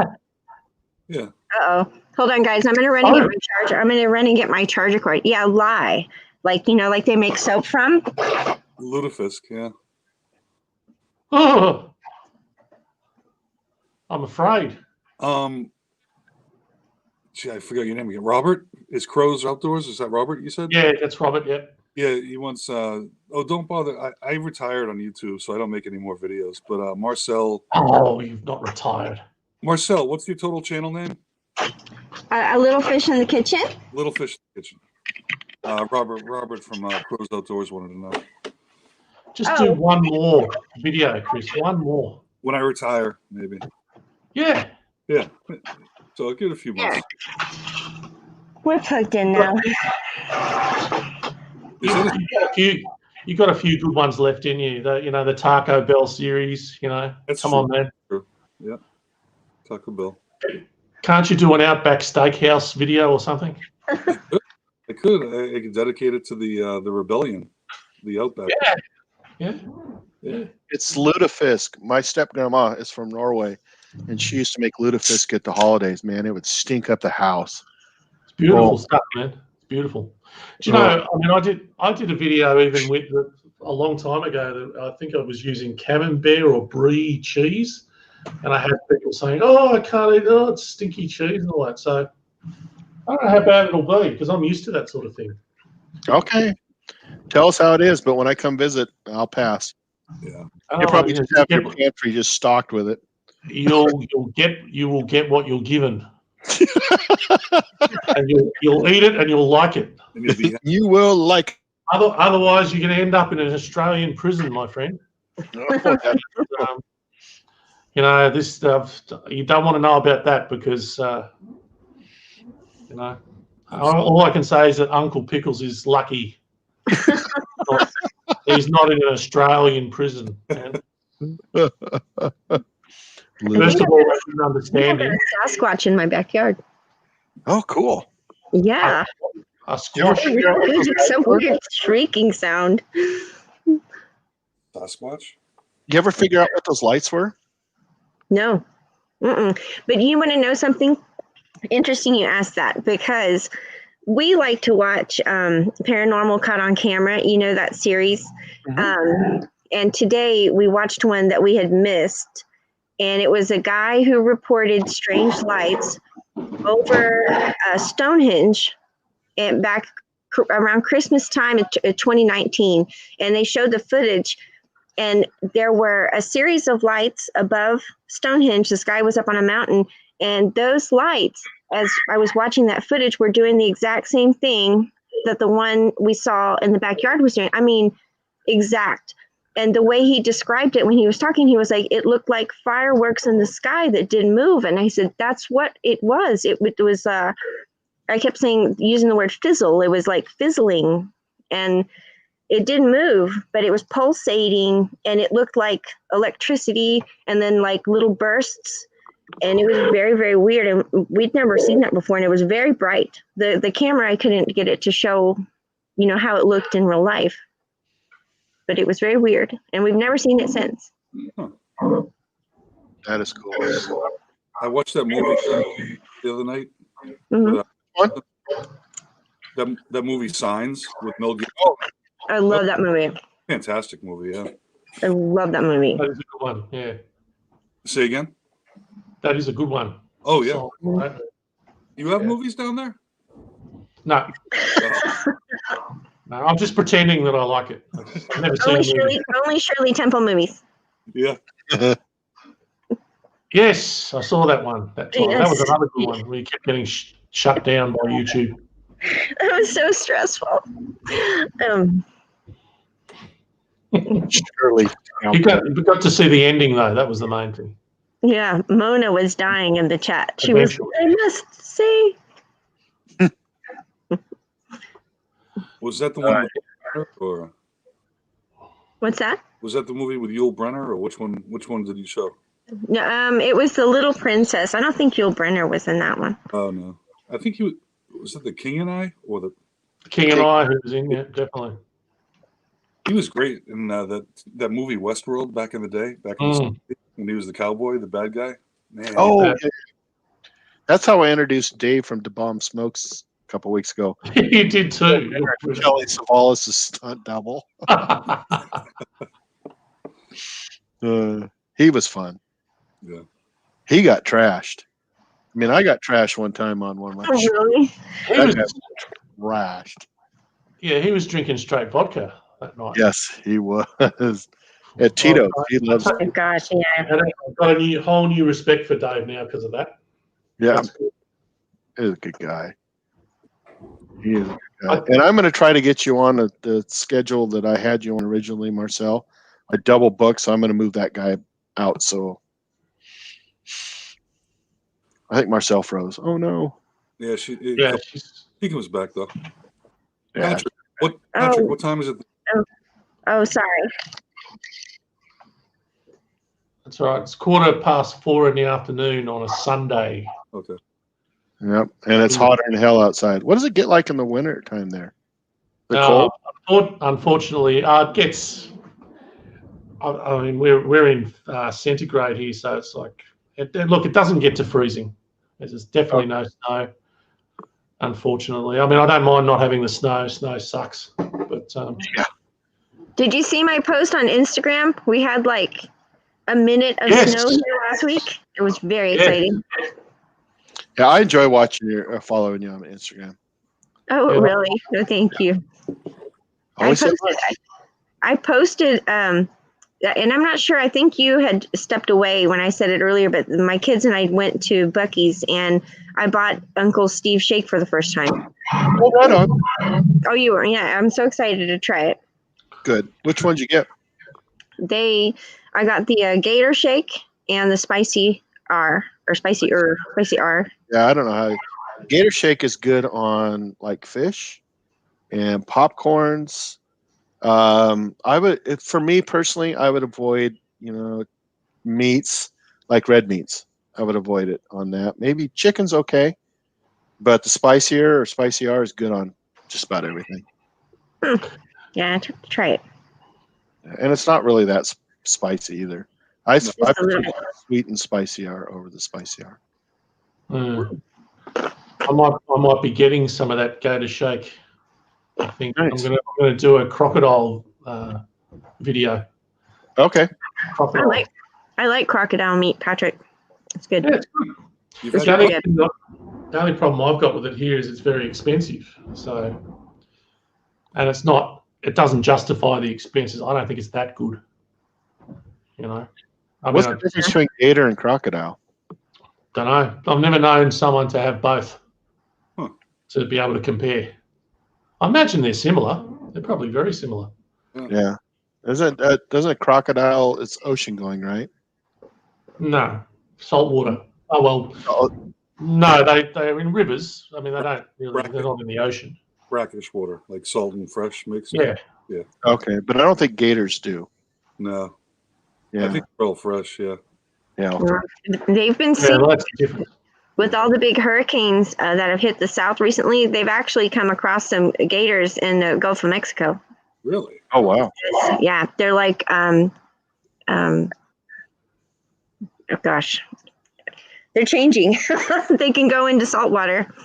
Okay. Yeah. What's that, like, gar? Don't they have, like, some sort of, it's something gar? Alligator gar. Alligator gar? Yeah. Northern lakes. That's a nasty looking thing. Yeah. And there are snapping turtles. Yeah. They'll take your finger off. Yeah. Well, you're lucky if it's only your finger. Yeah. Stay away from them. Yeah, for sure. Are crocodiles the same as alligators? No. Well, it says alligators and crocodiles are from the same scientific order, but from different families. And crocodiles grow to be a lot bigger. Some of them we have here. There was every summer you hear a story someone gets eaten by one up in some, but it's usually the human doing something stupid. Yeah. Poking with a stick or something. When I got my diver, everyone's afraid of sharks when you go diving, but they, our instructors, like, there are more people that killed by saltwater crocodiles than get killed by sharks.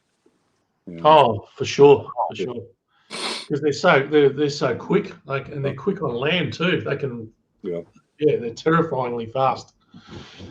Not you don't want to get in the way of them. That's for sure. They cannot mate, by the way, according to this. So they're different enough that they cannot mate. Oh, wow. Do alligators eat humans? What a dumb question. Hello. I don't think they're like necessarily. I mean, and of course I could be wrong, but I don't think that their alligators are aggressive towards human. I think they're opportunistic. Yeah. If that makes sense. Sure. That makes sense. But the scariest alligator story I ever heard was that little boy that was at Walt Disney World. Oh, yeah. The little 2-year-old that got taken into the snatched. Yeah, they were on Disney. They were staying at a Disney resort, and they had a little, like a man-made lake. And in Florida, you can't avoid them. The alligators get in everywhere. Yeah. And but what was shocking that Disney didn't have signs up that said alligators by the water. They didn't have it roped off, and so these people had come down. I want to say from Nebraska or somewhere, and they had the little baby just splashing in the water and got him. The only time was 2002. So work. We were supposed to be there for 5 days, and we got our work done early, so we zipped across from Tampa over to Cape Canaveral, and we did the tour, and the shuttle was out at the time. And on the bus ride from the visitor center to inside Cape Canaveral, there's a ditch on one side. Yeah, and you could see the alligators in there, right? Yeah. And they were talking on our way out. They were talking about security guard walks people out to their cars because the alligators love to mate under cars, and they have these big. Oh my gosh! That's crazy. That's totally crazy. Yeah, that was the thing when I was in Florida. It's like if there's any body of water, it's got gator in it. Yeah, don't do it. Yeah.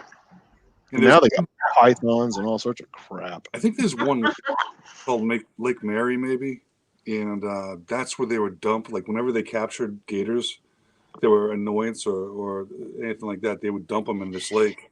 So this lake was just like you could almost like run across the top of it. No. No. Oh, there's a Lake Mary. Yeah, I worked for Albertsons at the time. We had a Lake Mary store. Yep. Yep. Yeah, we like to go to Arkansas to this lake called Lake Hamilton, and there's a little place up there we like to stay, and it's right on the lake, and it's not really expensive. It's real, cost effective. It's got a kitchenette. We can stay for a week. It's real nice. You're right on the water. And in Arkansas, when you go to these places, they have built stuff, right on the water. And you walk out, you're on the water. And, I was looking up, are there alligators in Lake Hamilton in Arkansas? And it was like, they never really got a definitive answer. And it was like, it's unusual to see one. Was about the best I could get. And I'm watching my kids jump into this lake. And I was like, Yeah. So anyway, it turned out fine. You mentioned that you went to Puerto Rico. I was listening when I was on my break. If the union ever found out, they'd probably come down on me. But and do they have caimans or anything like that in Puerto Rico? Is that kind of a small alligator, right? Yeah. Oh, in Puerto Rico? Yeah, I don't know where the caimans are at though. Maybe Central. You mean the small gators or crocs like that? Yeah. Oh, I don't remember ever being worried about gators in Puerto Rico. We had a news thing about 20 years or maybe 25 years ago that this guy had a caiman here in Boise in his bathtub, and he erased it from a little thing and finally had to let it go. And he just let it go. And it was down at the river. That's terrible. Yeah, Fish and Game had to go catch this thing. And like, good God. Crazy. People. Hey, I got to hit the bed, Patrick. Yeah, I'm getting close to that too. Good night, Chris. Thanks for stopping by. Thanks, pal. Thanks, Grumpus. Have a good night. Robert, have a good night. Whoever else is here, take care. Take care, Chris. See ya. Shit is full. Take it easy. Marcel, we were talking about having you on, and I totally double booked, and I apologize. Was it the 11th? We were talking about having you on? I think the dates you had sent me were the 17th and the 25th, and I commented back on that. 17th. Yeah. 17th. Okay. Sometimes you don't always get the notifications, Yeah. Let me look into that, and I'll get back to you. Yeah, that'd be great. And I apologize. That's think okay. I might have double booked by accident. But no worries. Depending upon, no, I have you down. Never mind. I did not. You're good. You're golden, girl. Okay. Wait. So the 17th? Yeah. 17th. So I was thinking I booked you and Ivan. Ivan's on the 10th, or Yvonne, and then you're on the 17th. So no, I did not double book. So okay, I gotta update my calendar. Yeah, I am sorry. I didn't have my schedule. So my schedule, me being a dumbass, is on my work laptop, which I'm on now. I said 3 laptops, right? I have a laptop in my studio that I use, that I do everything for my show, but then I have my editing laptop, which is right here, and I don't use it because the camera sucks on it, and it has a tendency to freeze up. But my boss isn't online, so I tend to do a lot of scheduling in that. So I just leave it on my work laptop. I didn't have it with me, but for some reason I was thinking when you mentioned it on the show the other day that I double booked. But nope, you're on. Okay, cool. Yeah, I've got Ron, then Ron. I've got Grumpus on the 3rd. Let's see. Grumpus. We've got Smoking Bears coming up this week. Lee from Smoking Bears. And I'm booked out to, and then we have Carrie on the February 24th. And so I'm booked out into March already. So right on. Thank you, Crows Outdoors. I try to avoid the Golden Girl status. I found it fascinating. I only heard part of it, but you, when you were younger, you traveled a lot. That's so cool. I traveled a lot. Yeah, I did. Right on. What prompted that? Just the hell of it, or? No, I was in a relationship with a pilot. Oh, okay. Nice. So it worked out. Yeah. That'll do it. That'll do it. That'll do it. Yeah. You gotta do what works for you, right? You gotta do what works for you. I like it. So, all right, guys. Well, it's my mandated nap bedtime. That union of mine is just all over. It's rough. All over me, man. You've got to get out of this union stuff. I know. But I know once you're in, you can't get. They don't let you leave. It's like the mafia. Well, I'm worried about is when I come visit you, and it's 16 hours difference. How long is it going to take me over jet lag? You'll be fine. Just so all you do is start drinking beer, Foster's, and you don't stop. Well, it's up to you, but I'll tell you what. I see you with the Foster's. I'll leave you at the airport. I've got one thing. I don't want to drink American beers while I'm there. You certainly don't have to. I can drink all that shit all I want here, but I don't want to drink Foster's either. So. I think I might start a second channel just for like hangout lives. I thought about that, and I know that Ryan from Ryan G's Barbecue and stuff has a separate channel. But I think you had mentioned earlier that you were on the cusp of monetizing. I'm $300 away. Okay, I'm not too far behind you, and I just decided that I would rather run with it here on my own channel, because like this counts towards it. Say like I was monetized, this would still count. Oh yeah. For my views. So, but next week is Patrick, because we got to get Patrick monetized. Oh so yeah, Patrick, for sure. Helm next week. Okay. Why would you think of setting up a second channel, Marcel? What's the thinking? Just so I could hang out and have, okay, let's put it this way. With the lives that I've done, like the late night kind of happy hour style lives, I've probably got, if I published all those, if I published them, I could probably monetize right now. Sorry, my patio cover, it's like the weather's crazy, and so this keeps dripping on my keyboard, and I'll cry if my laptop dies. But I could probably be monetized now, but I don't feel comfortable publishing. Yeah, I don't feel comfortable publishing like the late night ones where we're on 2-3 hours and everybody's drinking and everybody's getting a little crazy. Marcel, what's all that? I'm getting a lot of echo. Is that just me? What's that? I'm getting a lot of echo feedback. No, where I live near a bypass, and there's some dummy on a Harley going by right now. What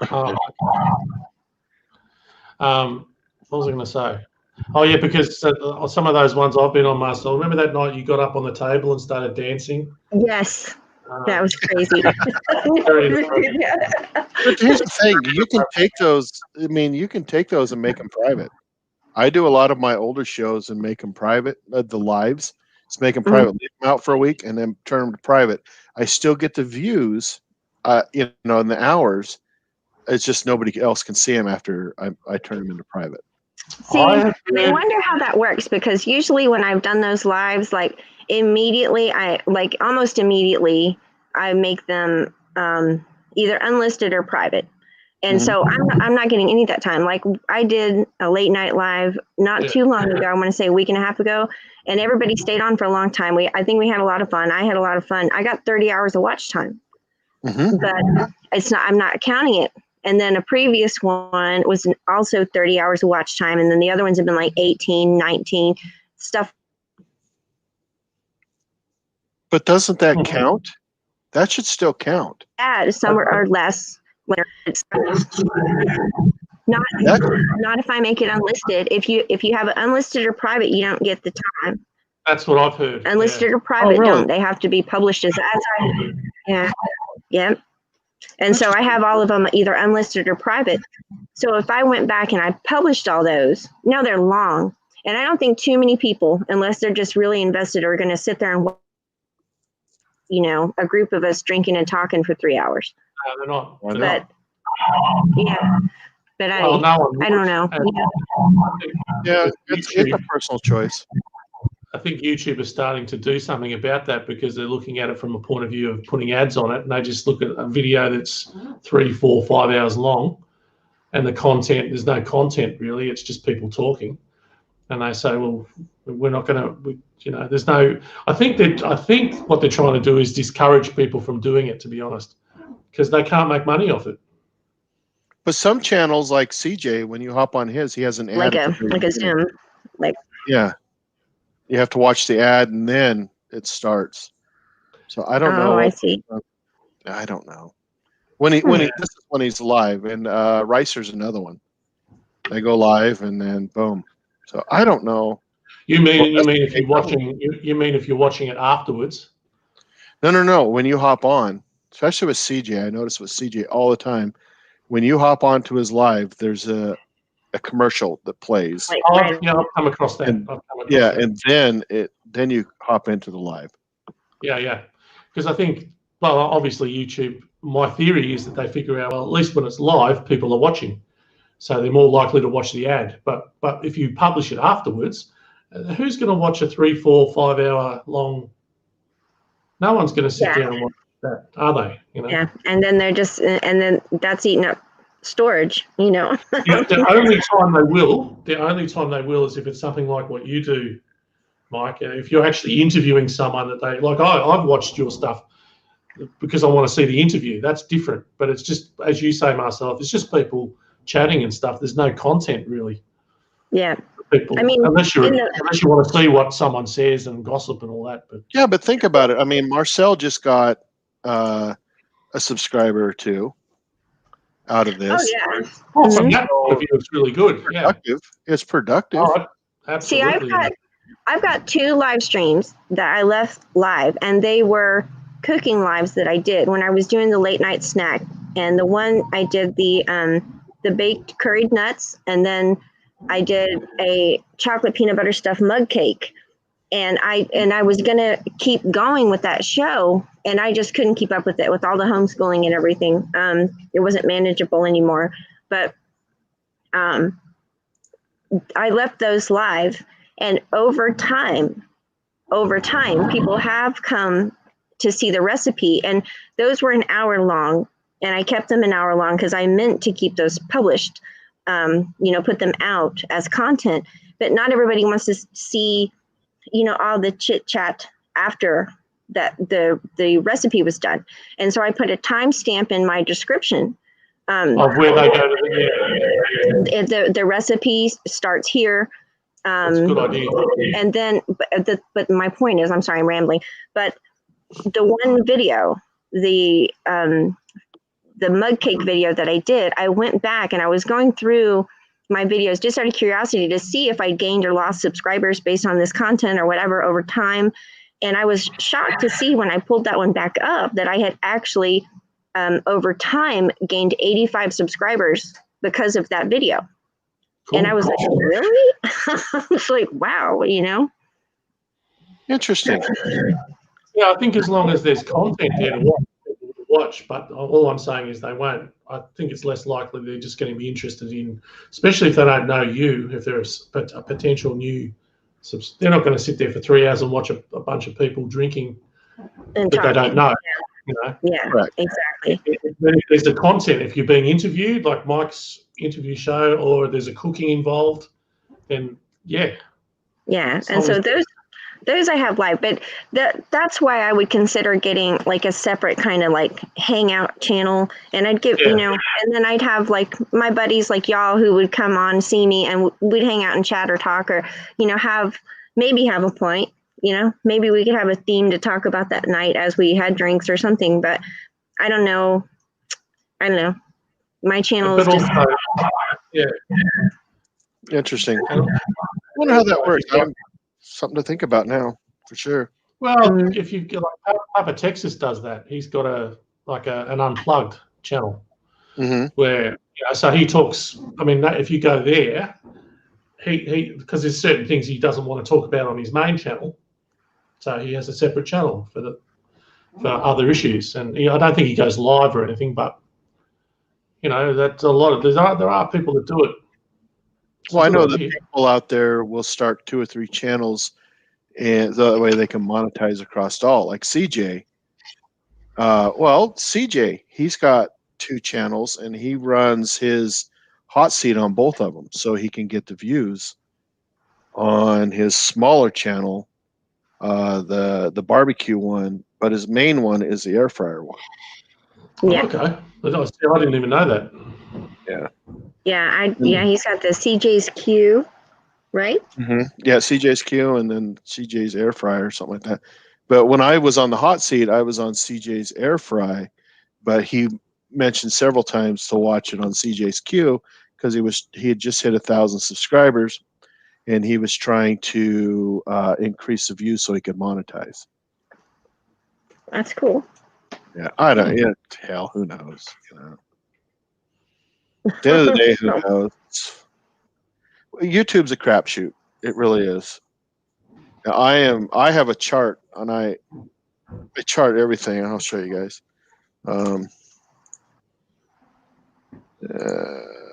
Here it is. I'm a chartist, believe it or not. Really? I like that term. Yeah. I've heard you called lots of things, but never that. Here's my chart, right? Oh my God, you chart everything. I do. So right now, like I had just hit 84.13% of 240 hours as of yesterday. Oh my God, Mike. Yeah. And so my goal is to hit 90% by the 6th. I'm putting stickers in a journal, and you're like charting everything. And then my goal is to be able to monetize by the 1st at 240 hours. So that's what I do. And I'll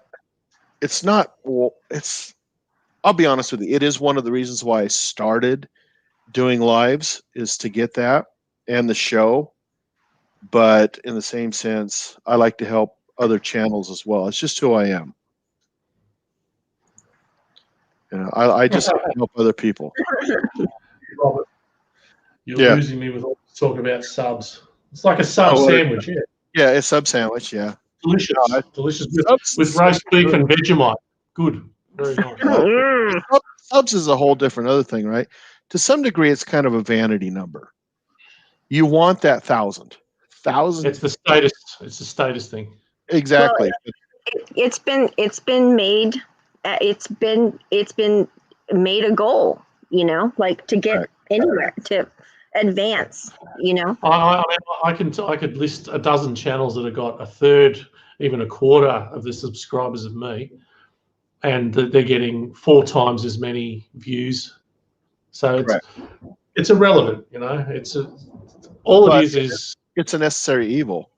But once you got to have it. But once you hit that 1,000, then it as long as you hold above 1,000, and like I have 1,304. I had 1,306 when we started, but I lost 2 in the last 3.5 hours, which is another one that kind of makes me scratch my head.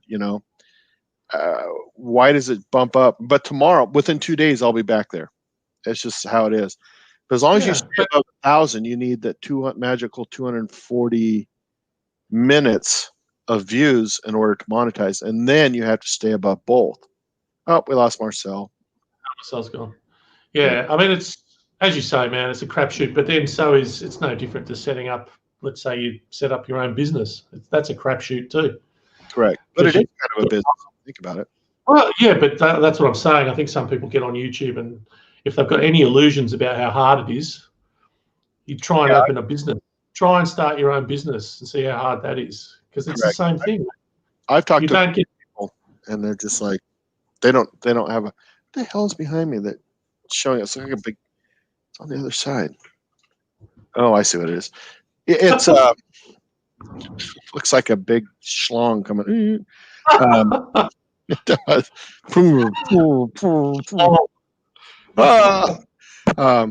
And I have to admit, when I first started my channel, I thought, oh man, 1,000 subscribers and 240 minutes worth of views, piece of cake. Yeah, here I am, 18 months later, still fighting the good fight. Yeah, and there's many times I've thought about quitting. Trust me. And then I decided I was talking to Charlie one day, and I said, I'm just going to have fun with this. Well, I'll tell you what, if you are not having fun with it, that's when you will quit. Correct. And that's the way I got this last summer. I came inside to be closer to my router. I see a kid behind you or something. Hi. Yes. There's an intruder in the house. They've got a couple of kids. They're Sasquatch. They're Sasquatch. That's why. There's my kid, Emery. Oh, hi. There's another one. Oh. Yeah, that's and why. then, Why is the random block sign from the cranky teenagers back there somewhere. Yes. not usually flying blocks from the sky in Roblox? Emery, hang on, baby. Story. It's a lot of work. It's not a walk in the park. And Those I people am sign on and all of a sudden have 1,000.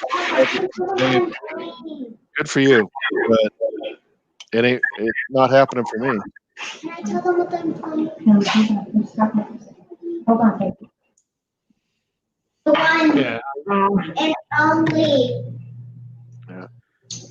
Okay. Roblox. All right, guys. Well, I'm probably going to head off because I'm done. Mayhem. That was a stupid I'm thing. in the same boat. Hey, well, thanks for having me on. Thanks for being on, Marcel. Okay, take care. I'll be in the chat. I am playing. I'm playing Bye. I'm Bye. sorry to have to, so. I All told right, you guys. this would only be 3 hours, and here I am at 4, almost 4. Hey, well, it's been fun. She's asleep in the fireplace anyway, so. Bye, Marcel. Bye. It's just crazy, dude. It's Well, but as I keep saying, it's no different to deciding that you want to start a business. And at least with YouTube, the thing that attracts me to it is that I can work from home and I can control. I mean, compared to say what Rick does, like he's got his own food van at Rick's Barbecue, and that sort of thing. I mean, they're enormous overheads, the responsibility. It's hard work. At least with us or with me, I can put videos up whenever I feel like it. But correct. It's like anything. Do I want to turn it into a career? If I want to turn it into a career, it's a long road. But then I think if I wanted to open a restaurant, I'm not going to be I can't just open a restaurant and be a McDonald's overnight. Correct. It takes years. It takes a lifetime in some cases for these little family restaurant businesses. It's a whole lifetime of work. Correct. So YouTube's the same, man. I mean, some of these guys that have got big channels, they've been doing it for 10 years. But that's their business too. 10 years, man. Yeah. I've just started. I'm not even at 1 year. Oh, really? Nah. God, I'm at 18. I'm almost at 20 months. Really? Not even a year? No, well, it's approaching a year now. Okay. But, it's Yeah, it's when you become known, when people want to watch your stuff, that's when you start getting subscribers that aren't going to go away. They're going to keep coming back. Correct. You know? I'm trying to remember when I first subscribed to you. I don't remember. I think I came across. Yes, I did. We happened to be subscribed to the same person, and I saw Paddy Joe cooking, and I kind of laughed at Would have been something like that. Probably was Charlie or something like that. No, it wasn't. It's somebody who's not really out there much anymore. But Okay. your comment, I don't remember what the comment was. I just remember kind of chuckling at it. Said, "Oh, I got to check this guy's channel out." And, Well, I just remember the dude's kitchen and grill was. I've got to. Who's this guy? Because I like the fact that you call yourself the dude. Yeah. Because immediately I thought, well, me and my uncle call each other the dude. Really? Oh, yeah. Have for a long time, and so I saw you, and I'm like, oh, who's this guy? Right? Who's that crazy bastard? Mm.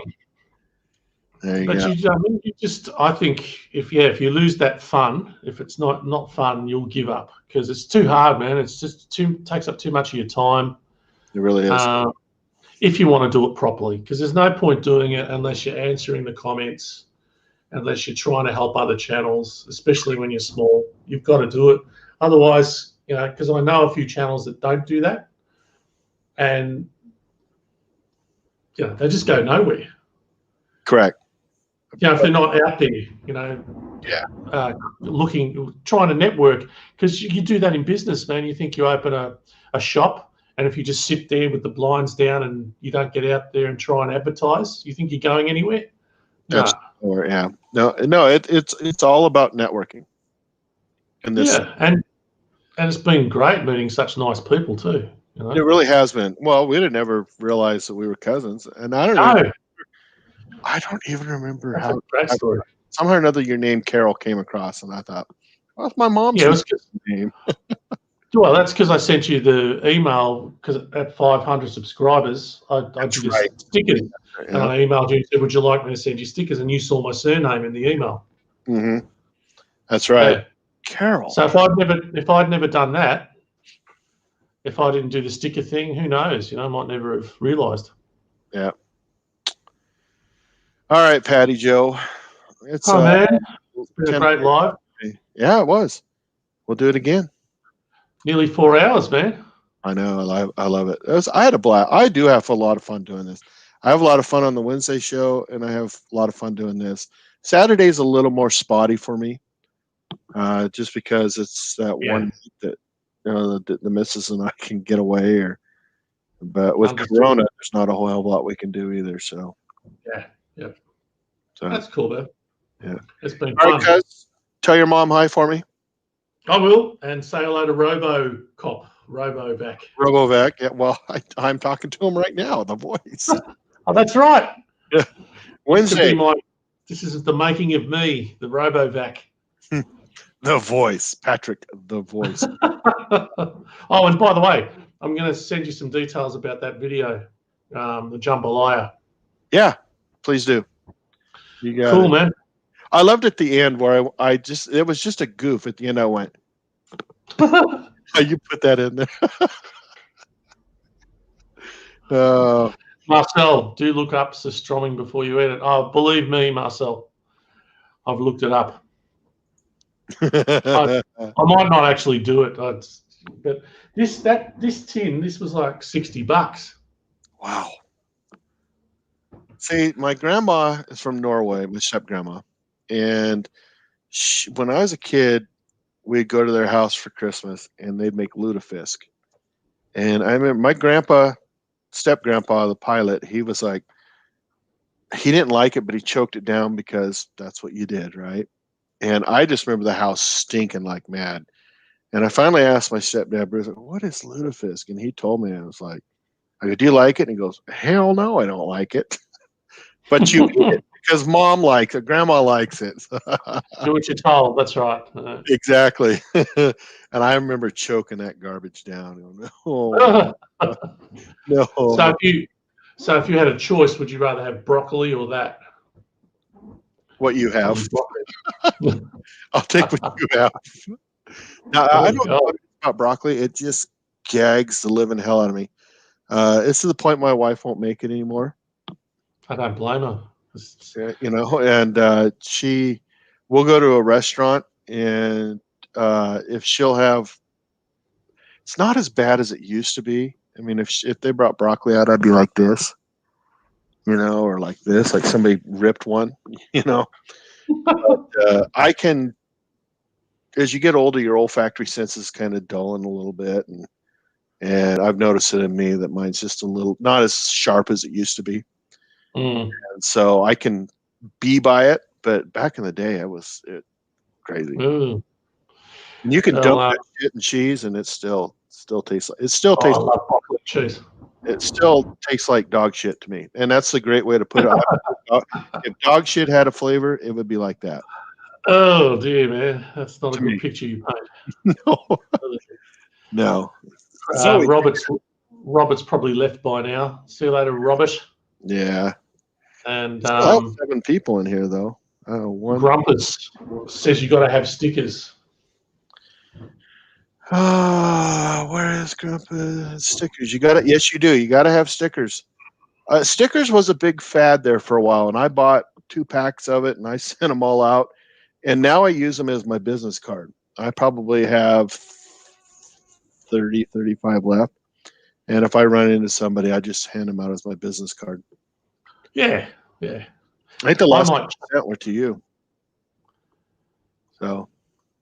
Yeah, Marcelo did, but the problem is it's probably going to take a couple of months. So it was about a month ago I sent them to you, so you should get them. Who knows? It literally took, what, month and a half, 2 months? My first set never made it. So, That's I right. looked at the address, and it was the same address I used, so I don't know.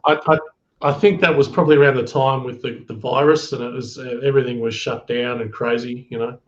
Stephen never got his. Trinity. Yeah, you said that. I sent those in. Well, I sent those yours and his at the same time, and it's like, yeah, and something happened. I wanted to send you a hat with stickers, and they wanted to charge me $62 for it. I'm like, screw this. I know. It's ridiculous. It's ridiculous. Yep. I was like, sorry, ain't gonna happen, Patrick. I'll bring one up to Alaska for you. Yeah, it'd be cheaper to fly to Australia and hand deliver it. No shit. Hope Alaska goes there. I'm gonna have to use my points for that. Maybe we'll meet somewhere in between. Alaska. Oh well, that's not in between for me. Well, yeah, that's not really not. It's kind of out of your way, but yeah, there you go. But we'll work something out. Hawaii. I was thinking maybe Hawaii. Yeah. Yeah. Well, Alaska's always there too, dude. I'm serious. Oh well, it's one of the few places on the planet that I genuinely want to go to. Always have been fascinated by it. It's worth it. It totally is. I think I'd love it just because I think it would remind me of Tasmania. And dude, if you come here, we're going to Tasmania. Oh yeah, and for me, that's always a place I've wanted to go is Tasmania. Oh, yeah, it's just paradise, man. It's paradise. How do you get there? Do you take a ferry or plane? You can, there's a boat that goes across twice a day. It's massive. You can drive your car into it, and it goes across if you want. How long? It's overnight, so it's probably about 8-9 hours. You know, that's what it is. If you take the ferry from Homer, Alaska to Anchorage is 8 hours. And you can park your car onto it, and they've got little staterooms for you can rent, and at a restaurant. Yep, same thing. Yep. My brother has a plane, and he had to have some repairs done, so they had to strip it down and pack it all into this little thing, and they had to put it onto the ferry. They literally lifted it up and pushed it onto the ferry and parked it in between 3 cars. You know? Your brother has a plane? Yeah, he has a plane. He has a 46 Cessna. What? That he flies. He's got these big old knobby tires on it so he can land on beaches. So he takes so what he does is he works for Fish and Game, but he's one of the guys that says you can fish between here and here from this time to this time, and that's what you do. And so he enforces those times, and it's all based upon the counts. They get counts twice a day. They have teams all over Alaska, right? And his area is the Kodiak Island area, the Aleutian part of the Aleutians. And so they radio in twice a day how many fish went over the dam that's in their area that they build. And based upon those numbers, he determines how much fish, when you can fish. And so some places are really remote, and so it's just faster to fly by plane to these places. They have to have these big knobby tires to land on beaches. And he has found stuff like, I'll send you a picture, it's called a provane, and it washed up on shore.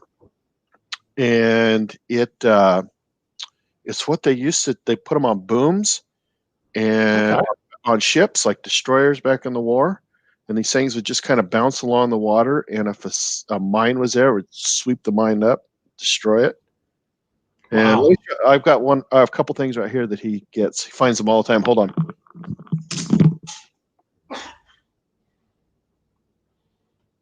Interesting stuff.